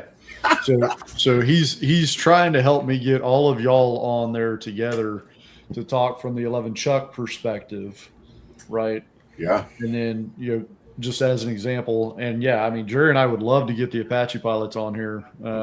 I can make that happen pretty easy. Yeah, we don't have that contact, right? But definitely want to get Eric on there with Ski and Baldwin and some of those other guys, right? To Chavez. Yep. Oh, that might be super X-rated. Yeah, you might want to because we are animals. But yeah, that's something we're looking at doing. I tell you guys, for me as an thank you guys. For me as an outsider, guys, like I mean, I listened to your story, right? I've done. I mean, I've got a fair share of combat too, but Battle of Wanat. They don't think there's not a lot of people in the military that served during GWOT that has that kind of level of intensity in combat. But I'm looking forward to this story to be told because I agree with everything you guys say. Because we don't want another Wanat to happen, right? But we don't want that. And there's a lot of lessons learned that can come out of this. And if you look at the future infantrymen, the future paratroopers, man, they're going to go to this movie. It's going to start dialogue. It's going to start talking. They're going to start learning, you know, of that stuff. So I think it's going to be super beneficial to do it, man. So I'm excited for it. I can't wait to see it. And, you know, I think it'll be helpful. Like you said, McKaig, for the history part, it's going to be huge, man. So you got to get the leadership talking, especially in the infantry world and especially in the Army. Look at tactics and tactical tech, like all that kind of stuff, man. Just like, TTPs, yeah. TTPs, right? You know, so, and I'm not, you know, it's just how it is. We want to start conversation, right? So it is what it is. Yeah. Can I It's just time to say start thank you healing, man. a few people before we sign off? Yeah. So there's a guy named Jim Rabin, retired colonel in the Pentagon, who helped me get to Afghanistan. And Mark Davis at Army Marketing Research Group. And Lieutenant Colonel Will Kanda, 82nd Airborne. Yeah, I know Will. You know, Will, thank you for everything he did to help me while there. Colonel Paul Larson, 82nd Airborne. Yep. Major Russ Petishnock, Pentagon. General Townsend and General Haynes while I was there. Thank you for what you allowed me to see and do. And Lieutenant Colonel Paul Trapp, Army National Guard Bureau. All these men helped educate me about the Army and helped me get to where I needed to go, so I could tell this story well. That's well said, Ricky. And from my General Anderson. Yes. Yeah. From my experience, you've named some really, really good people in there that I know personally and or have worked with. So I'm not surprised that they helped you out in trying to do that. And well said. And thank you, gentlemen, for helping Ricky help us and the chosen few tell the story of Wanat. Yeah. So any kind of closing comments from anybody? We've been going at it for about 3 hours. Not that we're backstopped. If we still want to keep going, we can. I don't up to feel you like guys, we man. covered everything. There's a lot more to tell. Oh man, Definitely a lot to it. Yeah, I think I got a message for people that are still active duty. Because again, even though I'm retired, the military is still in my heart. Like it just doesn't leave guys like me and guys like you. Train for everything to go right and train for everything to go wrong. Just as intense. Yeah. Don't just, because it's like the captain of a boat. Like, you're fine in calm waters, but are you a real captain when it's choppy seas? Like, because the one thing we know that's going to happen in intense combat, I'm not talking the fun combat, I'm talking intense combat. We know things are going to go wrong. We have to train just as hard for things that go wrong as when it goes right, and evaluate those leaders, evaluate those soldiers. How do they react when things go wrong? That's key. That is key, because like I said, in intense combat, that's something I have witnessed that you could count on. You know what's So funny? I hope they train that way. Yeah, They don't. Agreed. Yeah. They don't. This might get me And in I trouble. understand why. I work range control. I set up these scenarios. I watch these soldiers train, and it's funny because I'll sit there in my truck. I'll get the whole con up, everything that they want to do. We set it up with all the simulators and all the things, and with me, I'm like, man, we can do this better. I mean, I could really put off some M80s over there. Let's get the machine gun simulator over there. Let's really make these kids shit their fucking pants. Nope. And then it's just like, at the end of the day, it really kills me working as DOD and doing these training simulations for them. And it's just like, they need this message. They need McKaig's message, because they're not getting the right training. And I sit there, like, I got this private that's on gate guard on his phone. He's like, it's just like, I look at his NCOs, I'm just like, I don't know how to tell you this, sir, but man, you got a lot more training if you're going over to Ukraine or wherever you guys are going. You got to deploy in like a few months. Like, I ain't gonna puff smoke up my ass, but the training is huge. That's the one thing that I liked about the 173rd. We was always training. Even if you're in your Yeah. parents' room, even if you're at the bar, you're pounding beers and being like, this is the next exit. I'm gonna QRF is gonna come pick us up in the taxi. Like you were just constantly training, you know. Yeah. You don't see that anymore, and it's just like it's disheartening because it's just like not just to say because I'm not the only one who went through shit, but it's just like I look at these new recruits in this new army, and it's just like you're gonna die. I'm not gonna sugarcoat it to you unless you do the training and you do it the right way and you do it at the most extreme. You will never be prepared. We trained in the most extreme. I fucking hate Grafenwehr and Hohenfels. Absolutely hate that place. It was freaking hell with mosquitoes, you know, and it's just like it was still miserable, and we still weren't prepared for Wanat. We weren't prepared for Ranch House. We weren't prepared for Rock Avalanche. So you know, it's just, you could train and train and train and think you got every aspect covered, every angle covered, but you're not. And real army needs to wake the fuck up. You know, I'm gonna say it right now. We need to wake up. We need better leadership. We need better training. We need. At one point in time, you thought that America's military was top tier, you know. But and I look at the war right now. I don't want to get too political, but it's like dropping fucking grenades with drones. McKaig, what do you think about that? What if not? You sit at OP topside and a drone over there and drop the That's the new word. motherfucking grenade? Yeah, no thanks, man.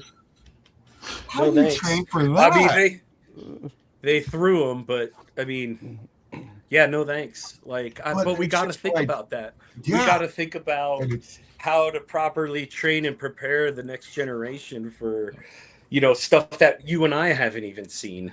yeah. But we have something to bring to the table. Like I said, just saying, preparing for not the expected. Like, of course, focus on that. But how can you improvise? Are you putting emphasis on medical training? Do you want to be a fucking raging alcoholic for the rest of your life, or No. suicidal by your own hand because you didn't know how to treat somebody medically? You didn't work hard Because enough. you didn't do your part as a soldier.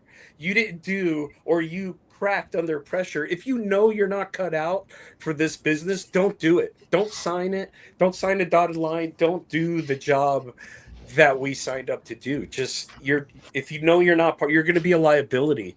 Like, Lives matter. train on that medical stuff. Like, there's a lot of emphasis on everything that blows up or shoots. Like, medical training is just as important. Like, when I seen a soldier not take medical training after my experience with my very first deployment, and I tell him that, I'm like, I'd look him dead in the eye. I didn't write him up. I didn't do any of that bullshit. I'm like, do you want to be a raging alcoholic because you don't know how to treat your buddy that needs you? He fucking needs you in the most desperate time of his life, and you can't take this training seriously enough, or leaders can't put an emphasis on advanced medical training. So I'm not screwed up when I see some advanced wound that I can't take care of, and Right. both of my medics are shot or wounded. Like, we have to make that training down to the lowest level, private, just so we could be more effective. Back to what Ricky said, we could be more effective as a country and an army. And this is not to like point fingers at anybody or shame anybody. It's just to improve, like an AAR. We're gonna hear the good Right. stuff. We need to hear the bad stuff too. Actually, I don't even give a shit. Like, my wife probably hates me. My dudes probably hate me because I'm not one to give a compliment very well. I'm like, I don't want to focus on what I'm doing right. I want to know the focus to be on what I'm doing wrong. That's personally in relationships. That's personally as an NCO, when I was an NCO, or even when I was a PFC. I want to know, I want to put the emphasis on what we did wrong because I have a backbone. And let's get better so we could get more lethal as a force, because we're going to fight that war where there's drones and robots and who the hell else knows what else is next. Like, we have to grow. Like, even if it hurts, we got to grow. Yeah, Well agreed. So, Gotta be a proactive leader too, you know? Yep. So yeah, man, care about your dudes. yeah, If everybody like thinks there's some 100%. secret, everybody thinks there's some leadership book they have to fucking read. Like I learned it in combat. If you genuinely, and soldiers will know, or Marines or anything, any branch, if they see in your eyes and your soul, your voice that you care about them, that is half the battle. If you got soldiers or Marines, they don't want to be around you, that's an indicator you're not a good leader. They don't want to be around you. They don't want to be around you. But when they want to be around you and they see that you genuinely care, not for a fucking promotion, not Yeah. because you're supposed to, but you genuinely care about them, you're going to be a phenomenal leader. You're going to Yeah. of course, you have to do your tasks. You have to be Yeah. able to do your common tasks and stuff like That's that. why- But you better care. You better care I don't about them. I don't want to Why blow my son smoke up. left West Point. He said, my son went to West Point, and he said, Dad, they don't let people progress at the rates they should, because it's like this system, the Army, where you have to have time, and you have to have enough time before you get the next promotion. And I don't want to be in a system where the cream doesn't rise to the top. Mm-hmm. Where I can't work harder and get the promotion that I believe I deserve, because not all men are equal. They're equal under God's laws and humans' laws, but that doesn't make all people equal. But the military has this structure where you don't get certain promotions until you have enough time. And he's like, I can't function in a system where I can't progress at my own rate.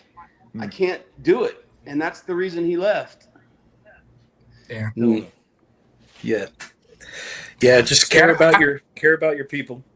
I don't want to blow smoke up Chris's ass, but he was like, he like as a battalion commander. Oh, Like there as it a is. battalion commander, like dude, for everything you guys are talking about, I see units go out there, man, and they fake the fuck because they have to hit the green check mark on the PowerPoint slide, so they'll do some fucking like battle drill 6 or some shit to whatever. Always battle drill 6. It's always battle drill 6. But it's Chris was a good job. He did a good job of making it realistic. You got to make realistic, tough training, right? You have to. You got it. The guy should enjoy what they're going through, man. It should be horrible. It should be the worst experience, and none of them remember it. yeah, so, like our leaders got to do that, man. They gotta pay attention to the training aspect and make it hard, right? I don't know, adaptive. Tough, realistic training. Because even in I kind of work in that. It's field. hard. Yeah, I kind of work in the new age military, whatever, but with the drones and everything like that. But it's like, you still have the basics. Like you said, McKaig, you still gonna provide medical care. You still got to shoot straight. You still got to do all the basic stuff in that environment. So you can still train that way, right? Yep. But you just got to make it hard, make it realistic, make it tough. Realistic. So I don't know. Just be bitching. Yeah, it's hard to do. Like a movie. Like I don't sit in a movie and I'm like, oh, that I know I'm not in danger. I know I'm not in danger in a movie theater. You know what I mean? When I'm watching a war movie on the screen, you have to, the Army historians that interviewed me or the combat study guys, they're like, what can we do? The Army's trying to figure it out. They're like, what can we do to simulate what you guys went through to make soldiers better? And I honestly don't have the answer to that. I don't know what we could do to simulate ski, like everything going wrong, like shooting through 3 weapons, spitting on a weapon. Like I just instinctively spit on a weapon to cool it down, to lubricate it. Yeah, cool it down and lubricate it. I'm like, dude, what the fuck? There's a bullet through my weapon. I can't take the magazine out. Like, you don't have time to worry about that. You need to throw it and go get another weapon and keep fighting. Like, put leaders in these situations and see how they react. So it was a shock to my system. Ski, I don't know how it was for you. It was my first deployment.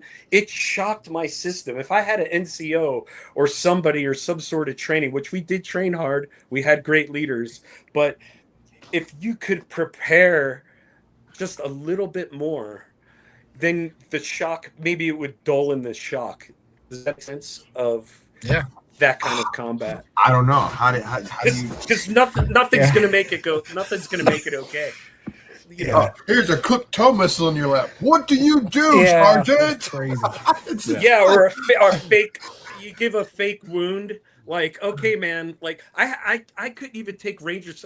I had our XO battalion XO who was in mountain phase when I went to Ranger school. It was so I could even in my mind I was screwed up. I had a bad attitude, but he came up to me. He's like, "Hey, McKaig, can you just take this serious?" I'm like, "Sir, like this is not how we fight. This is not how it's gonna go down. Like." This is not how we fight. And he's like, just take it serious and graduate this school, McKaig. And I was like, Roger that, sir. And I did. But Check the it just, I see gaps, I see gaps that we could fill and just make the next generation better. And that's what it's all about, increasing survivability and lethality. Now, I did hear a rumor that they are telling this story in West Point. And They are. OCS. I just retired out of West Point last year. So I mean, at least Yeah. they got Good. a multiple choice questionnaire, but I don't know. But that is a start. You gotta live those experiences, and you gotta relay those experiences and find out. LT, what are you gonna do? What are you gonna do when this happens? I mean, but and I don't know if they still do it, but so when I left you guys in 2010, I did 1 year, and then I went to ILE out at Fort Leavenworth from 2011 to 2012, and they actually had me participate and help teach a class on Wanat out at ILE. So that's the one where all the majors go through, right? So I know that at least That's good. Yeah, at least in some way, they are still trying to capture, or at least, definitely over there at West Point, they are trying to capture the lessons and make sure that those lessons are continued to be taught and learned. But the story still needs to be told. Well, my old boss, Colonel Klepper, was a brigade commander for 173rd. So he runs a brigade tactical department over there. So he's like in charge of he runs like all that kind of stuff. So like he's pretty big on that stuff, because a lot of the lieutenants, man, like you got the combat arms guy, but in the new age of warfare, everybody's going to be in the war. Everybody, like not even the dude on the rear echelon guys are going to be getting hit by drones. So wow, everybody is in the fight now. Yeah. It's not the rear echelon motherfucker kind of thing. So. Trying to get that message to the young lieutenants, right? Yeah, hey man, you could be in the fight. It doesn't matter if you go whatever supply, whatever. So it's important. It is. Pass it on. Yeah. All right. You want to close it out, Chris, or I don't? Ricky, Frankie, anything? Just recognize tomorrow is July 13th, which is this will probably air. I'm glad to see a part of something that I thought about many years ago, trying to find out what happened to my son, what happened to the rest of the boys. And then I wanted to find out the guys that survived it, where are they at? How are they doing? I found a lot of them in bad shape. Two of them's right there to your right, left. Yep. But I've watched these guys both go through divorces just like I did at the same time. Oh no divorce right now.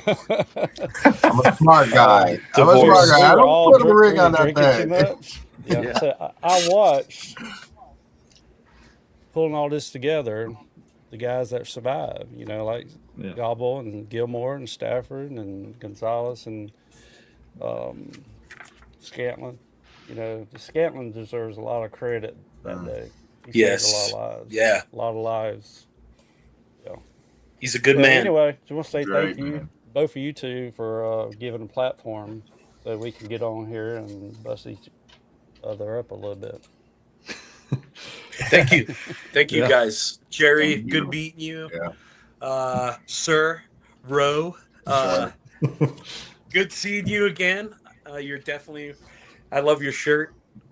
Ricky, good meeting you. I've talked with Kevin a lot, and he admires you. I admire you for being a patriot and doing this, and and doing this for our country. I think you do realize this is bigger than Yes. all of us. So just very great. Frankie, thanks for connecting it all. And Ski, I hope you don't suffer after this. I know bringing this stuff up is not easy. So Man, I got little it's ones great to seeing you. occupy my mind.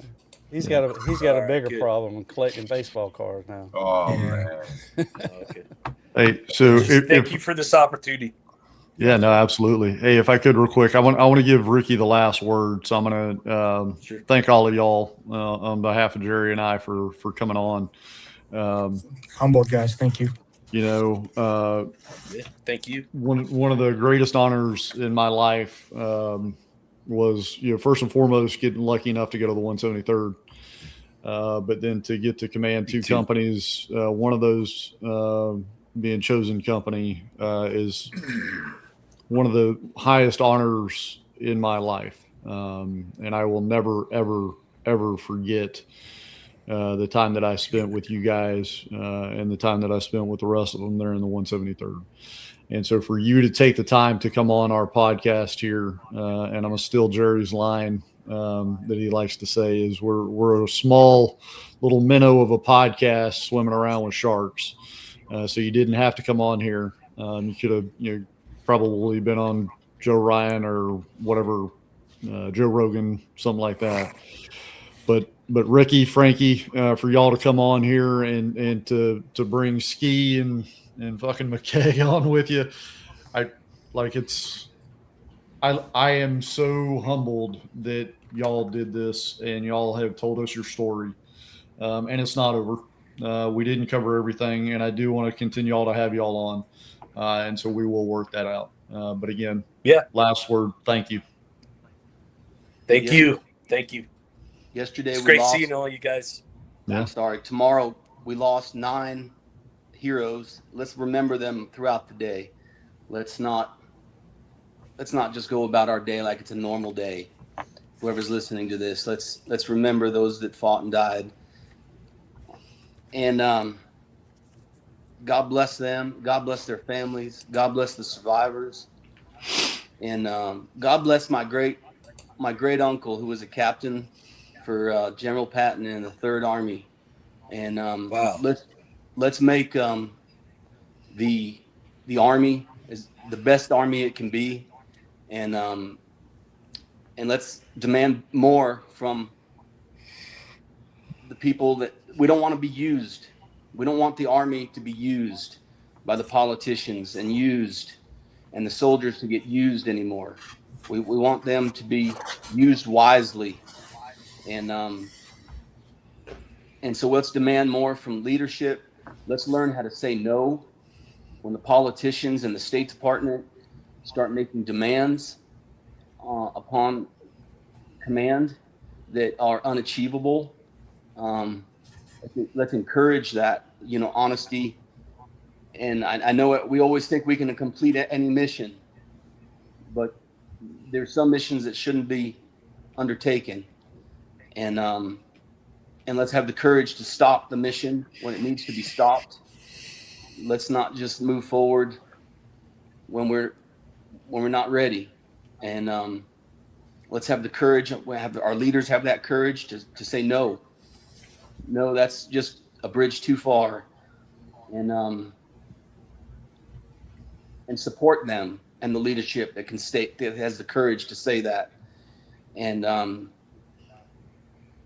so that's a cultural thing in the Army that I think needs to be enforced. Is we don't always say yes. We don't want yes men around us. We want people that challenge us and that make us become better and grow us. And God bless the U.S. Army. God bless Ricky, America. You Yes, mind sir. closing us Amen. out with a prayer? Amen. Yes, sir. God bless. Ricky, What? you mind closing us out with a Yeah. prayer? Yeah. Dear Lord Jesus, we come before you today as lovers of the Army and lovers of America. And we ask you to bless our nation, bless our U.S. Army, and bless all warfighters in all branches. And help us heal, help us get better and stronger, and have the courage to face whatever difficulties we must face and overcome them. And we thank you, Jesus, for blessing this nation. We thank you for blessing everybody on this podcast and listening. And your holy name, we give our lives. We give our lives on to you and to this mission to save America from the many, many enemies which have infiltrated our country and infiltrated even our military and government. And we ask you to help us identify them and defeat them. And your holy name, we pray and give praise. And we have no fear because we know you are with us, Lord. And we answer to you. In your holy name, we pray. Amen. Amen. Amen. Amen. Thank you. Amen. Amen. Thank All you. right, Thank you guys. guys. All right, guys. I gotta go eat dinner. Yeah. Okay. All right, guys. Have All a good right. night. I'm gonna hit the closeout button. Love Bye. you God guys. bless. All right. Thanks, All right. guys. Talk Have a soon. good one.